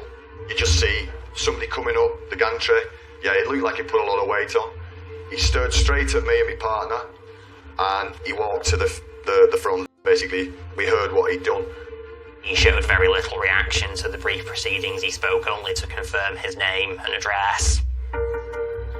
The defence said that he expressed remorse and regret to his lawyer for what he had done, but could give very little explanation of his actions or motive. Mark Buckley formally pleads guilty to the murder of Ellen Higginbottom. And when he returns to the court for sentencing, information about his past comes to light. Mark Buckley grew up round here, but most of our regulars knew him. I knew him personally. He sometimes used to come in the pub. I have known of him and known where he lived for I'd say 39 years, since I was about 10, because he used to live with his mum and his grandma next door to my nan. Mark Buckley was a bit strange, really. He was a bit of a loner. There never seemed to be that much harm in him. He, in the local area, was basically always a bit of a ball, a bit of a loner. We'd always get stories about him, always doing something. In the local area, people were wary of him.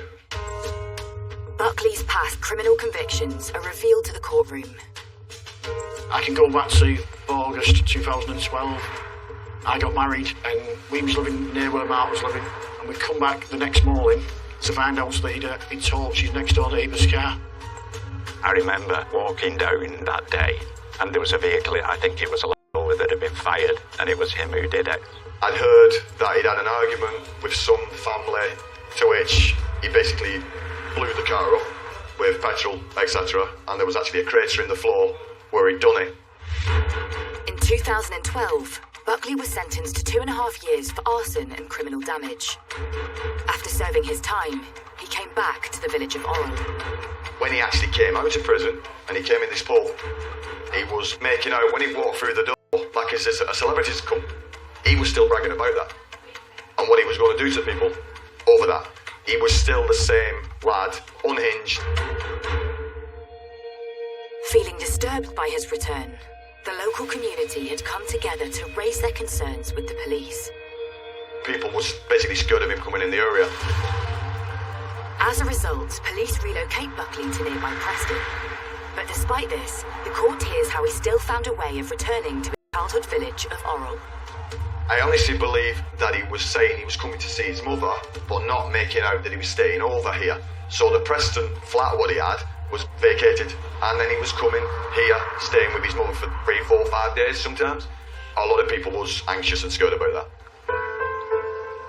Tragically, the community's fear and suspicions around Buckley come into fruition on the morning of the 16th of June, 2017, when Buckley enters Oral Water Park at 5:30 a.m. Buckley had been in the park probably from almost first light that day. Early morning dog walkers recall seeing Buckley. Mark Buckley, police discovered, had been in the area for quite some time. He had been scoping out the area on the Friday. Basically, Mark was on the prowl round the water park, and different people had come forward saying an individual was preying on young women. He approached a number of women who were walking alone and then let them go. Several hours later, Buckley returns home, but decides to revisit the park again at 1 p.m, perhaps more determined to find a victim. By chance, Ellen Higginbottom has just finished her final exam and enters the park at 2 p.m.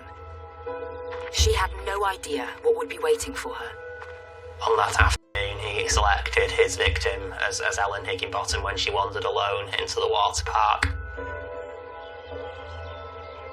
She was a very petite girl. She stood 5'4". She was very slightly built, and he was able to overpower her very easily.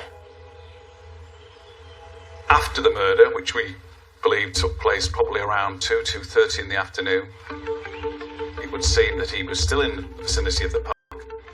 He tried to get rid of what would have been heavily blood-stained clothing. The court hears from witnesses who saw Buckley in the park that afternoon with scratches across his body. Eyewitnesses recall him making some excuse that he was rather hot and bothered because he'd had a bit of an episode with the dog, and some of the scratches, which were probably poor Ellen's defensive actions that had caused those, he blamed on getting tangled up with the bushes in his lead and his dog. 2 hours after Ellen's murder, Buckley finally returns home wearing only shorts and a vest, while carrying a bag believed to contain his blood-stained clothing, as well as Ellen's stolen belongings. Buckley then sells the items to his friends, the trio from Billinge, claiming he found them in the park. It became clear that these people used drugs. It was a chance to make some money, and ultimately some of the money that they received for items that they'd taken possession of was spent on drugs, and it was as simple as that, really. And later that night, as news of Ellen's disappearance was spreading through the village, Buckley returns to the scene of the crime. It would appear that Buckley decided to go back later to try to hide Ellen's body. He'd gone back with a spade, and the police were still at that stage searching for Ellen. His activities in the park registered on a heat-seeking camera that the police were deploying during their search.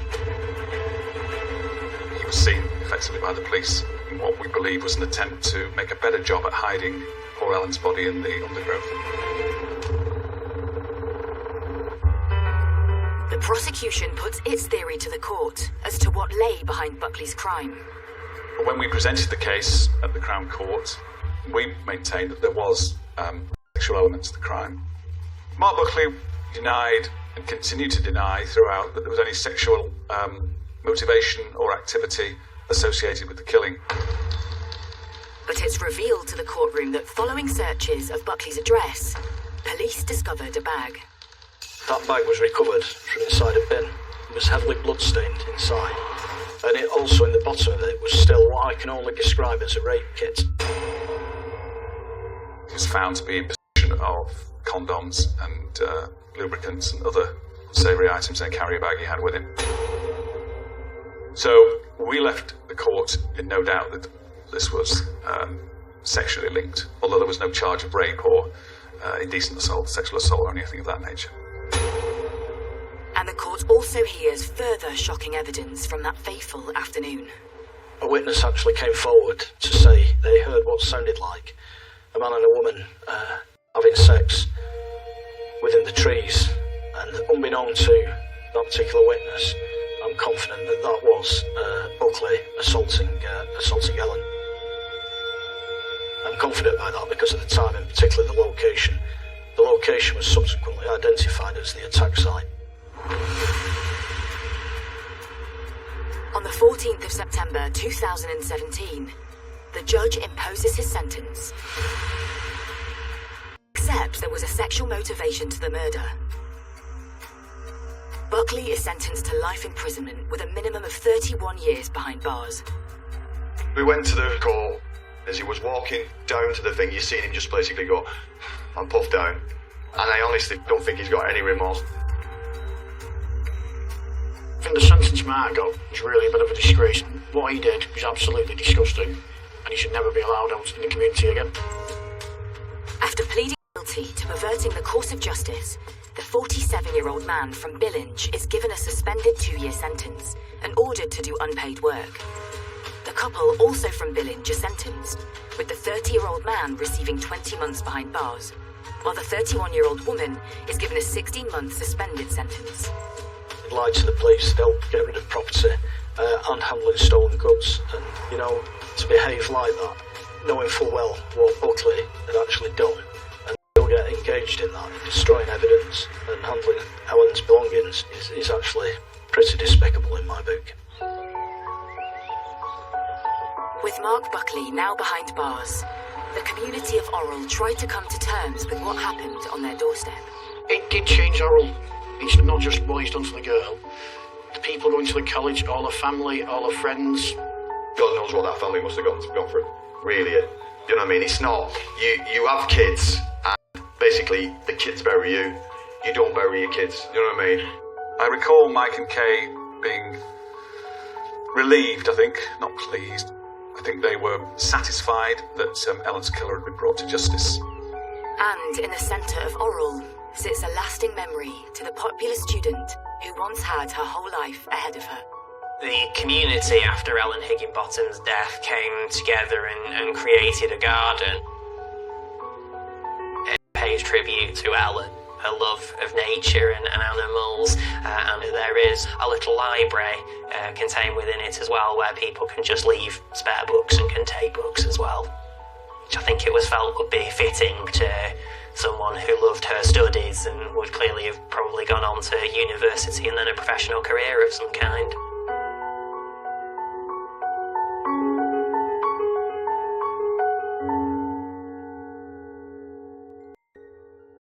The following program contains descriptions of sexual violence.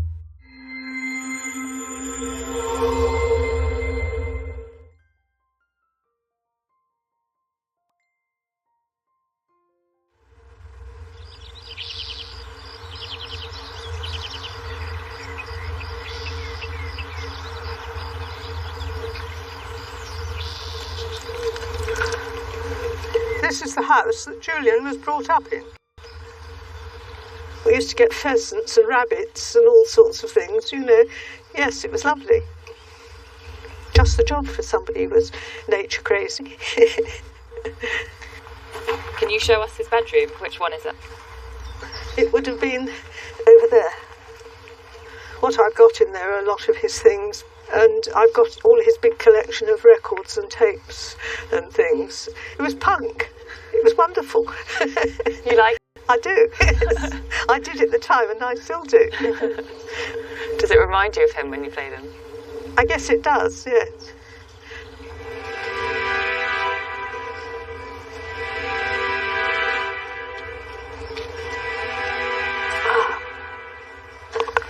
What do you want me to do? Start from the top? Yes, please. Could you tell me what it is you're reading?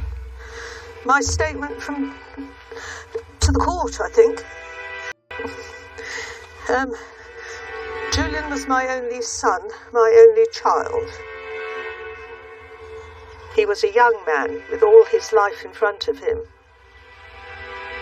This was a particularly vindictive murder, perpetrated entirely for her personal gain. To think that my son should be killed in this calculated and cruel way torments me. The grief, the pain, and the torment will not go away. The wounds are still open. I miss him so much. I'm devastated.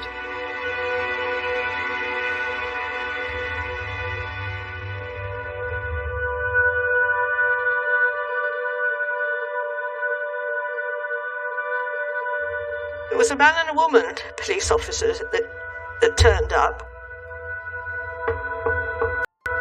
They told me he was dead.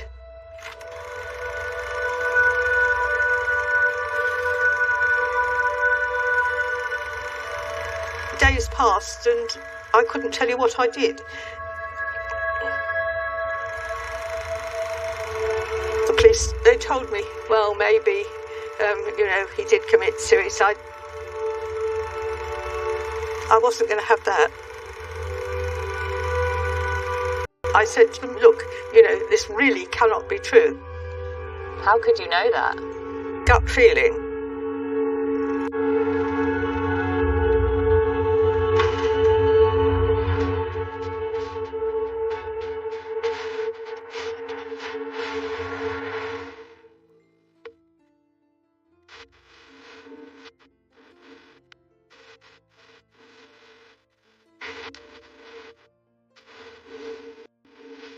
You better stop the things you do.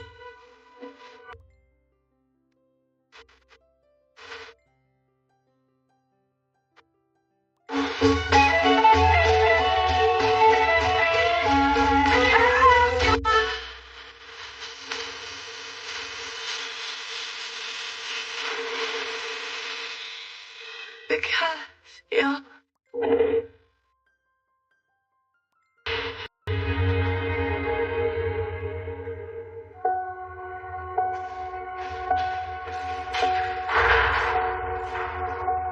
The story of Dina is very complicated, very confusing. People just think you're making it up, because if you wrote this as a book, it would sound too far-fetched.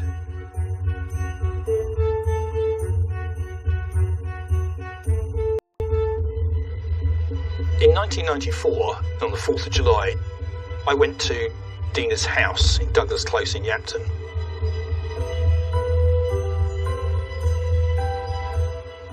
So I went to the house to take a witness statement from Dina about the death of her husband, Julian Webb. A post-mortem was carried out when Julian's body had been brought to the hospital. And it established he had died through taking an overdose of drugs. How they'd been administered was what we were trying to establish. What were your first impressions of her? Oh, I'd say she was very nice. And she was willing to talk. Her account was that he had committed suicide by taking an overdose. And there was a bottle of spirits and drugs had been found. She said he was depressed, and he was depressed for some time. Did that seem believable to you? Yeah, I've got to be absolutely honest. We didn't disbelieve it. But she didn't seem to be the grieving widow. Or how you would expect somebody to be 4 days after the person that they presumably loved the most in the world had died.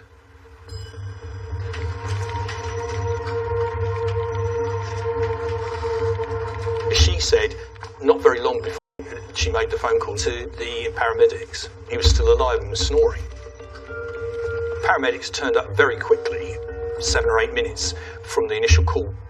But when they moved him off of the bed onto the floor, rigor mortis had set in. That would indicate that he had been dead for several hours. I realised there were a number of inconsistencies in Dina's statement. It wasn't an open and shut case of somebody committing suicide. It needed a lot more investigation. But it was quite difficult, to be honest with you, because the only witness to this was Dina.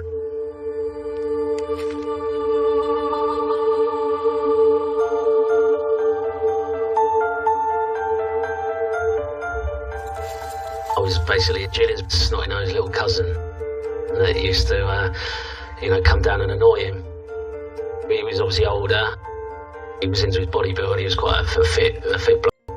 He used to drive a nice red Triumph Stag. which I was never allowed anywhere near.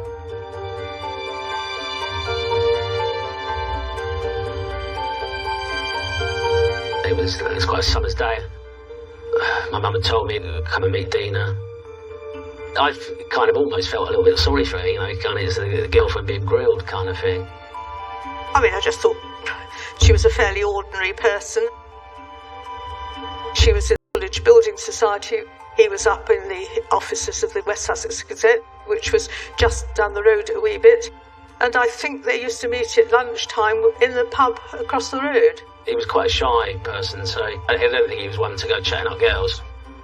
Julian lived at home until, you know, he'd met Dina. She was divorced. She had her little boy, Darren, from her previous marriage. He was a lovely little child. He might have been about 3 at that time, but I found Dina to be absolutely humourless. And, you know, I mean, some of the things she said were so far-fetched, they could not be true. My auntie, Rosie, she took an instant dislike to Dina. And I wondered whether it was just, I don't know, you know, an overprotective mum kind of just not being keen on her. Within just a year they were engaged. I said, for God's sake, Julian, give it more time. What's the rush? It was probably the fact that his friends were all married or getting married. And of course, I think she saw him as someone she could manipulate. And I'm sure she was very charming. But, you know, that's all part of the game, isn't it?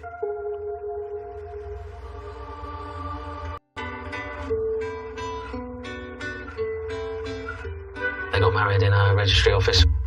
It wasn't a big wedding. And then they went on a honeymoon to Florida.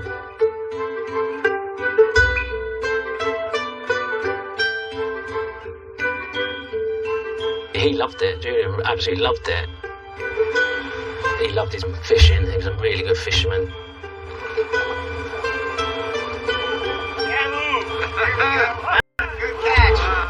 And that's when she suggested that why don't they move there?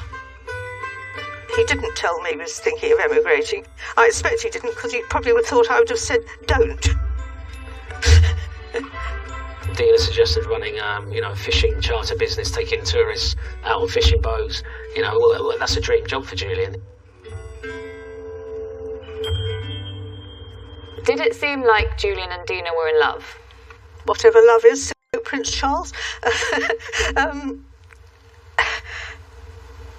I suppose the answer to that is no. No real affection shown, but perhaps there wouldn't be in front of me, who knows? At this point for you, no alarm bells? No, not for me. I just thought, you know, he's married, he's in love. You know, start of a new life. But then, a few months after the wedding, she was diagnosed with cancer. No, I thought, well, if she hasn't got long to live, we'll be rid of her soon. I laugh, but it's a way of surviving.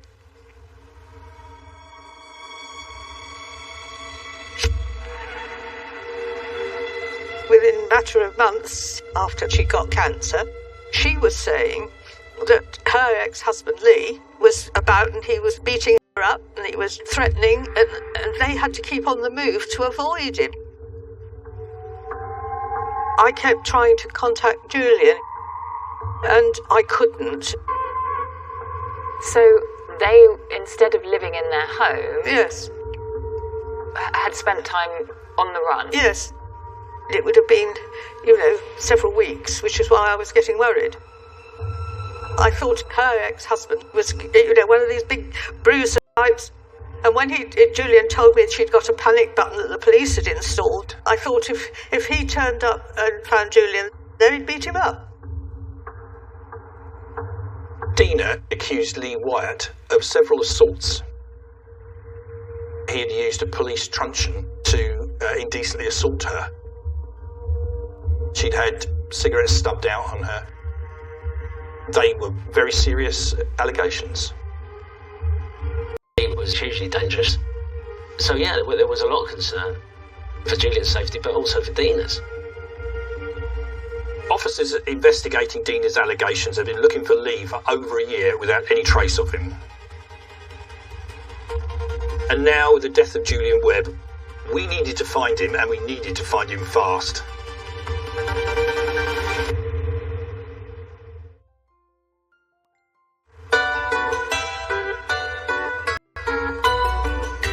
Dina and I both went to the same school. We worked together at the Halifax Bank in the 80s. She was very clever, a very good cashier. We'd always try and wangle it that we got the same lunch break. So we'd go round the shops and just do, I'd say, girl stuff, really. So we had a laugh together. She genuinely was a nice person. First time I met Lee, I remember him vividly with like sort of blonde hair. No, just like a nice looking guy. You couldn't really not like him. But all of a sudden, I started to get phone calls from Dina. Lee's done this, Lee's done that. And they weren't pleasant things. He had raped her. It's awful, it's beyond all comprehension. It was like this guy had turned into a monster.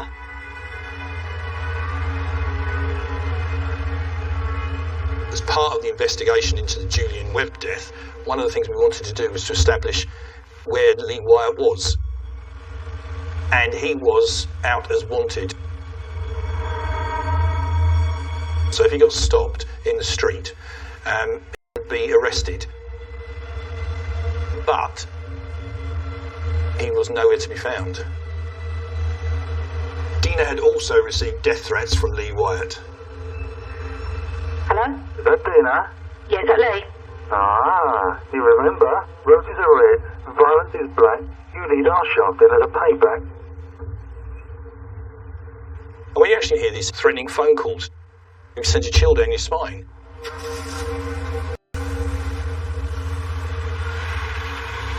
We had to find him.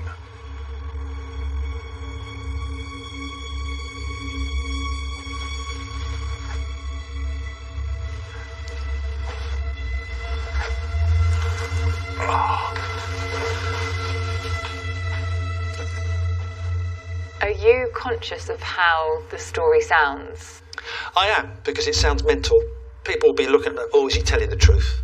Is this what really happened? Oh, look, he coughed there, or his eyes have moved over. Everyone is an armchair detective, and they all think they know. Hey, that's human life. We all do it. So just accept it for what it is, the unbelievable, and its truth. This is what happened.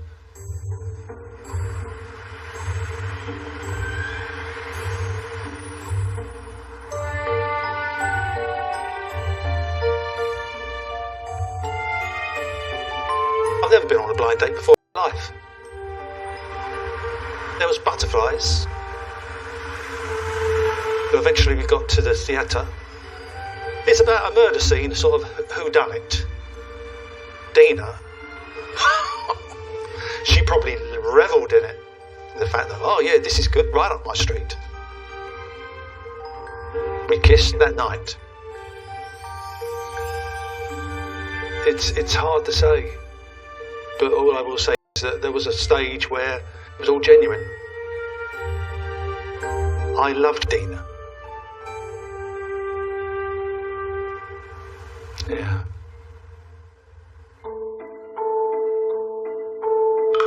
My 21st birthday party, I went dressed as a bumblebee, and he and Dina made themselves teddy bear outfits. She was an attractive, blonde young lady with a seemingly very bubbly personality. I mean, there was nothing there that raised my suspicions. My cousin was just getting into a serious relationship and he was going to settle down. So we both dressed up as teddy bears, sort of holding hands, walking into there. Well, 10 minutes into the dance floor and dancing, wow. I wish I'd taken a bit more underarm perspirant or after, because it was a bit hot in there.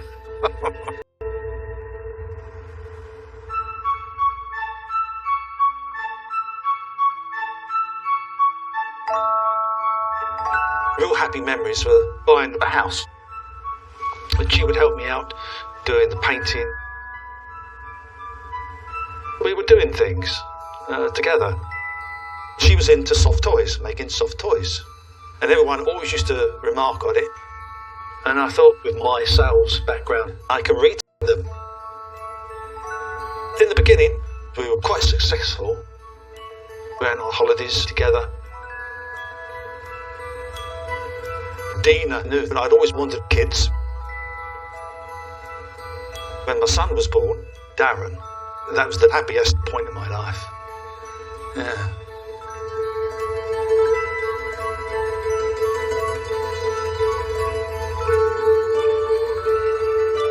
So, for a couple of years, my life was pretty okay. I was doing all right. Did he seem besotted? In retrospect, yes. And I think, to be honest, to carry on, to follow the path that he followed, then he had to have been completely besotted. Anyway, one of these soft toys was a little leprechaun about so big, I was selling them at £25 a time. One of the directors that owned the business premises where we were renting out just came up to me and he said, I want 25,000. We shook hands. Next minute, a letter turns up from the BBC that they want to do a cartoon series of Shaun the Leprechaun, and it's worth 250,000. Wow! Then Dina told me someone in Walt Disney saw what we had to offer, and they want to buy Shaun the Leprechaun, and the sum is between 40 and 50 million pounds. It was like, what? Dina would be on the phone talking with Hillary, the solicitor. To be honest, she was the person that was in the office and in charge of the phone. So I just let her carry on that way. It's interesting that he didn't share that news with you or anyone else. I got the feeling subsequently that once she started spinning that story, the disappearance was quite quick after that.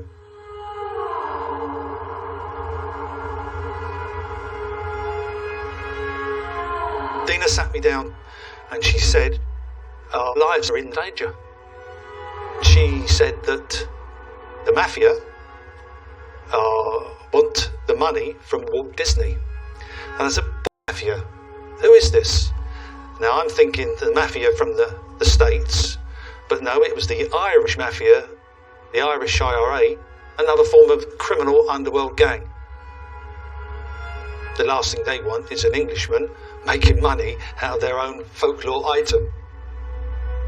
And what they're going to do is kill Dina and my son if they don't get the money. And she said, you've got to either leave the country or go somewhere and try and set a life up for us wherever you're going. And I trusted her. Why would I not? I was terrified in what was going to happen, not necessarily to me, but to Darren. When you left, was that the last time that you saw Darren? Yeah.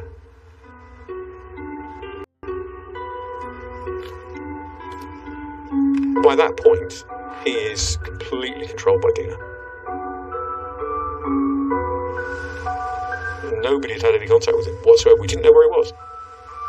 No phone calls, no letters, zero communication. He was just a ghost. Just a ghost.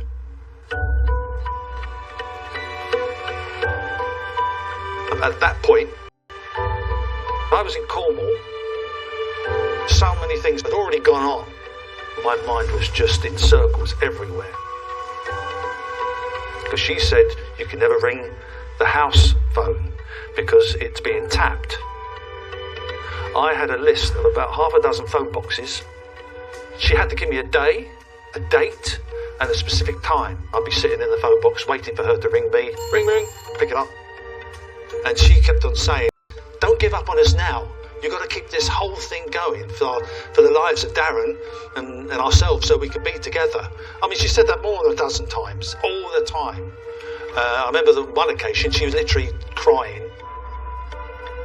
I was crying as well, because the fact that I haven't seen my son for a long time, and the fact, am I ever going to see him? I just believed everything that she was telling me was the truth. At some stage, she said that there were people watching the house, a protection squad looking after Dina and my son. I was told this guy that was part of the team that was protecting us was called Julian Webb. And Dina said to me that I was going to take his name. I was going to become Julian Webb. I would be taking on the whole identity, and he would be entering back into the protection squad, protecting others. And I'm thinking, I'll go along with it. To get a new ID in the name of Julian Webb.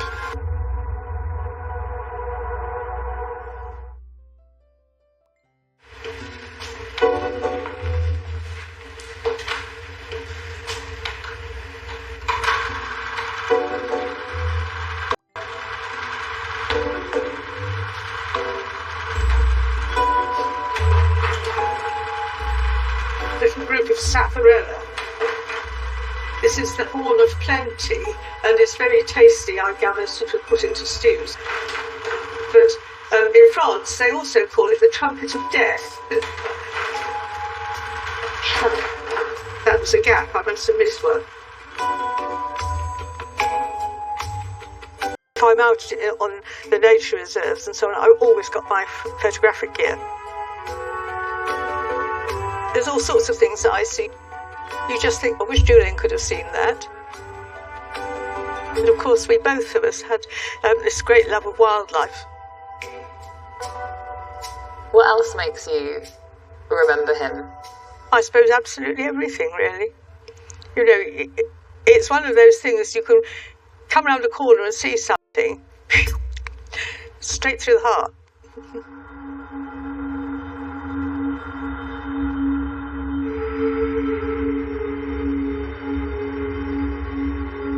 Julian wouldn't have committed suicide ever. He wasn't that person. And certainly, even if he was massively, massively depressed, which he wasn't because everything was going right, it doesn't make any sense. I mean, I know you can never completely know another person, but in the same way that I could never do it, I'm quite sure he could never do it either. After Julian's death, we went down to Hampshire, where Julian Webb was originally from. We took statements from friends and family. Not one person I spoke to said that they believed he would take his own life through depression. If Julian had committed suicide, he would have left a note or been telling people he was considering committing suicide. He hadn't done that. That's when it started becoming really concerning. This is totally out of character for him. So if it wasn't suicide, could it have been an accidental overdose, or had somebody given him those drugs?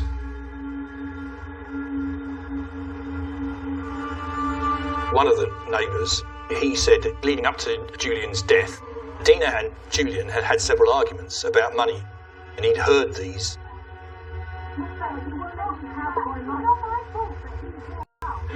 Something happened. I remember he said, I believe marriage is for life no matter how difficult it is. He was not his happy, ebullient, general self. Did you ever get to find out? No, I didn't. Because it was within a matter of months he was dead.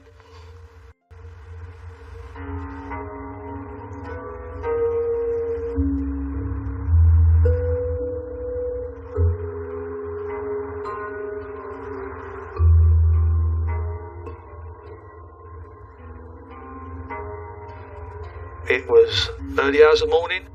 I drove up to Sussex. I want to protect my son and I'm not there. How the hell do I do this? How long is this going to keep on going on for? I want answers, because there's something not quite right that's going on here. Is Dina lying to me? Would I see my son? I knocked on the door. It was strange, because she was behaving weirdly towards me. What are you doing here? You're going to ruin everything. And I think I said, ruin what? What's going on? But he was not telling me. Nothing. So I guess that's because there was someone else in the property. I believed that there was a protection officer called Julian who was looking after Darren and Dina. Well, there was no sign of Julian. And then she said, we'll have to see one another tomorrow, or I'll talk to you tomorrow. Did you know he was upstairs in bed at that point? No. I had no idea. I didn't know what was happening.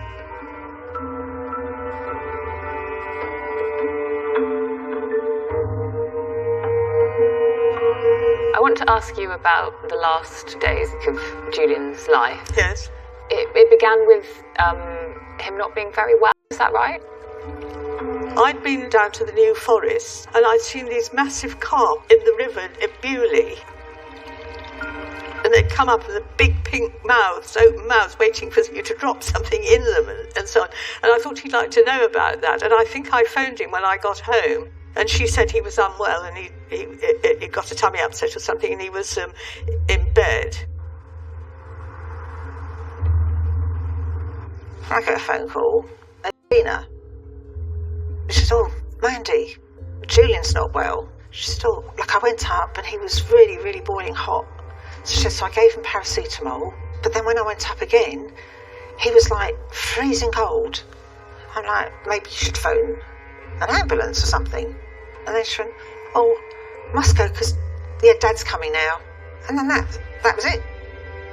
Nothing.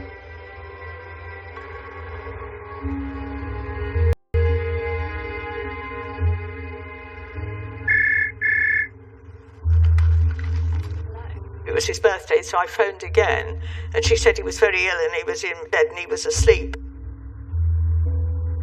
She was very chatty then, more chatty than I've ever heard her. And I said, would you go and wake him up and ask him to speak to me, please?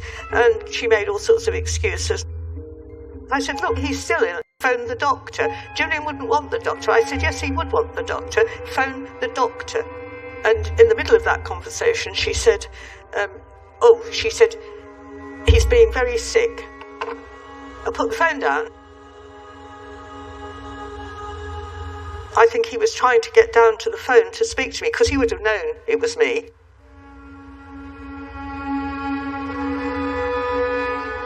I did think of going round there. I knew there was something wrong.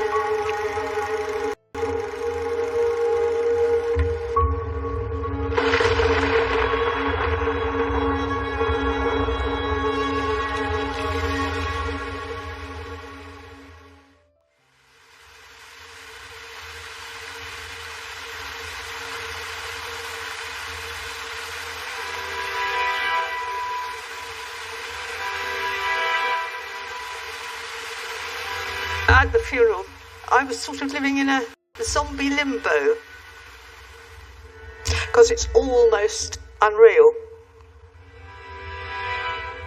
I think I'm still in a state of limbo, really.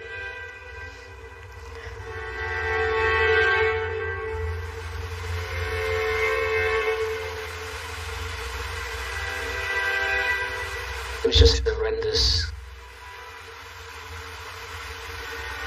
Your cousin is dead. in my heart, I knew she had done this. I've never met anyone who could tell so many lies. Is Dina a killer? Is she I found it really, really hard. It was kind of very, very, very surreal, very strange, but Rosie was absolutely adamant. Absolutely adamant.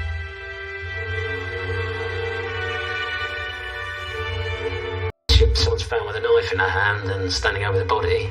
You don't think someone would do that. Julian didn't have a bad bone in his body. Why would his wife kill him? I do remember my partner went over and spoke to Dina's family, saying, we don't want any more contact with you. Her father said to him, just watch what you're saying, in sort of desperation, sort of bullying sort of terms. It did strike me as odd.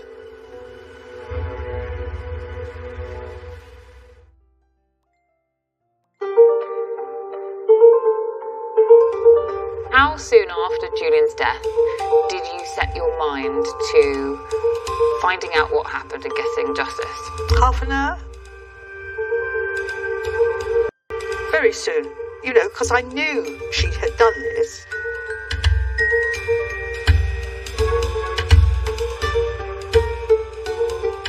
I've always been someone who likes to work through things. I am a bit bizarre, I understand that. But it was the thrill of the chase, and it was another salvation. I mean, she looks innocent, doesn't she? It was a question, really, of finding evidence.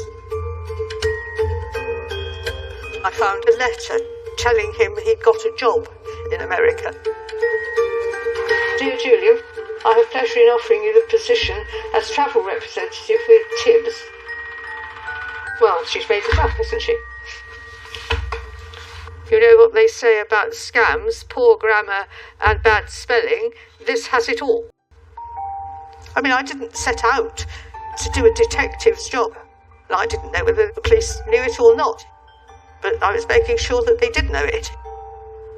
During the investigation, we were able to confirm Dina went to her next-door neighbours to use the word processor to write the letter.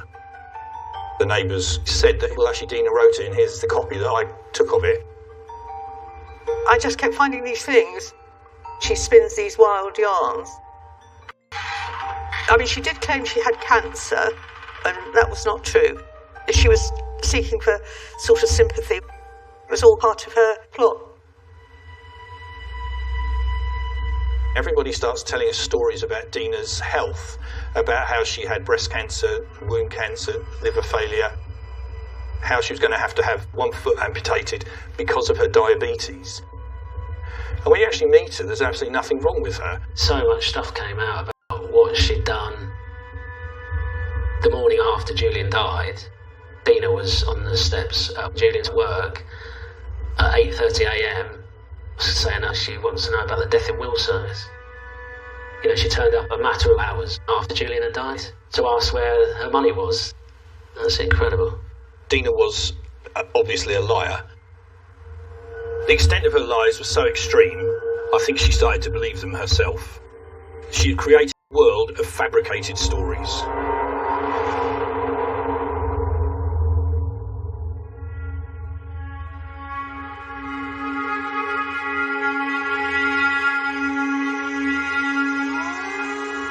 The amount of different versions that she had given to people about Julian's death was staggering. Saying that he had seasickness, sunstroke, he'd been depressed, and he'd taken to drinking alcohol. Well, most of those we could show weren't true. The post-mortem established he had no alcohol in his blood or in his urine. There would have been some traces of alcohol, there was none. It rang alarm bells. You have to put all this together to try and establish whether she had murdered Julian. This is definitely no accident. We made discovery after discovery biggest bombshell of them all was that she had never divorced Lee Wyatt. We were all truly shocked. She was still married to Lee Wyatt. And, of course, Julia didn't know that, and neither did we. We had suspicions around Dina, but we had to consider whether Lee was involved in the death of Julian Webb, or whether they had died together. Or was Lee, in fact, another victim? It's very difficult for somebody to disappear completely for that length of time. We had serious concerns that he may well be dead. Despite the circumstantial evidence pointing to Dina having a hand in Julian's death, there was no smoking gun. The Crown Prosecution Service said you don't have enough evidence to charge her with murder. I can't describe the frustration because we felt we were letting Julian down.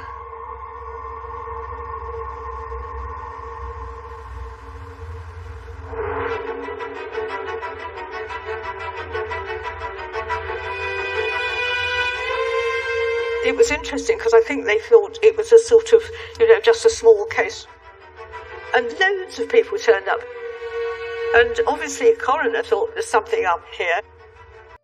We know that in Julian's body there was aspirin and dithiopine, which the coroner confirmed were found in fatal doses. But the coroner couldn't say how the drugs had got there. There was no evidence that Julian had committed suicide. But also there wasn't sufficient evidence of foul play. The coroner came back and said, well, there wasn't a completely satisfactory explanation for his death, and therefore he was recording it as an open verdict. That proved that he hadn't committed suicide. It meant that murder was still an option. The case wasn't closed. The case wasn't closed, no.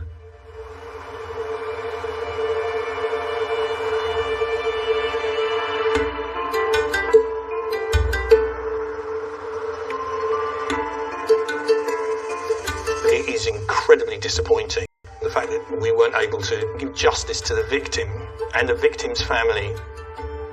And I felt that because we hadn't got Dina behind bars, something else was going to happen.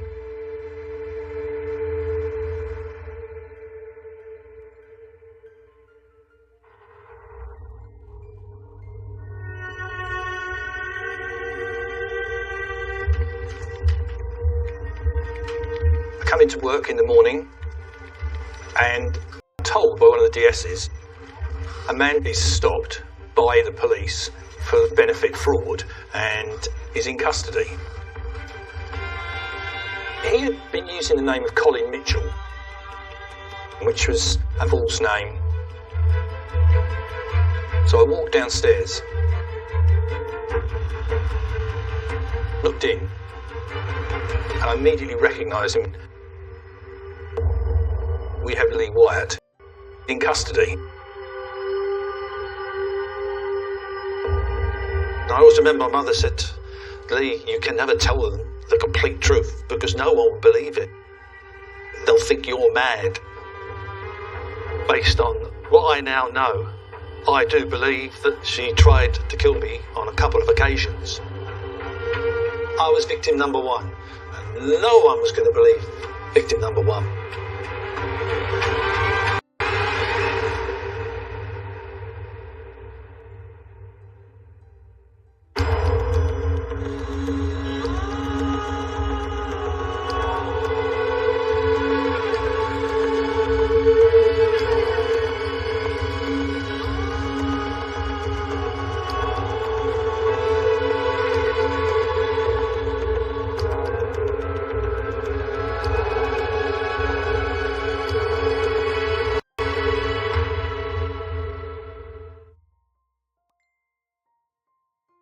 If you have been affected by any of the issues raised in this programme, help is available online at sky.com/viewer support.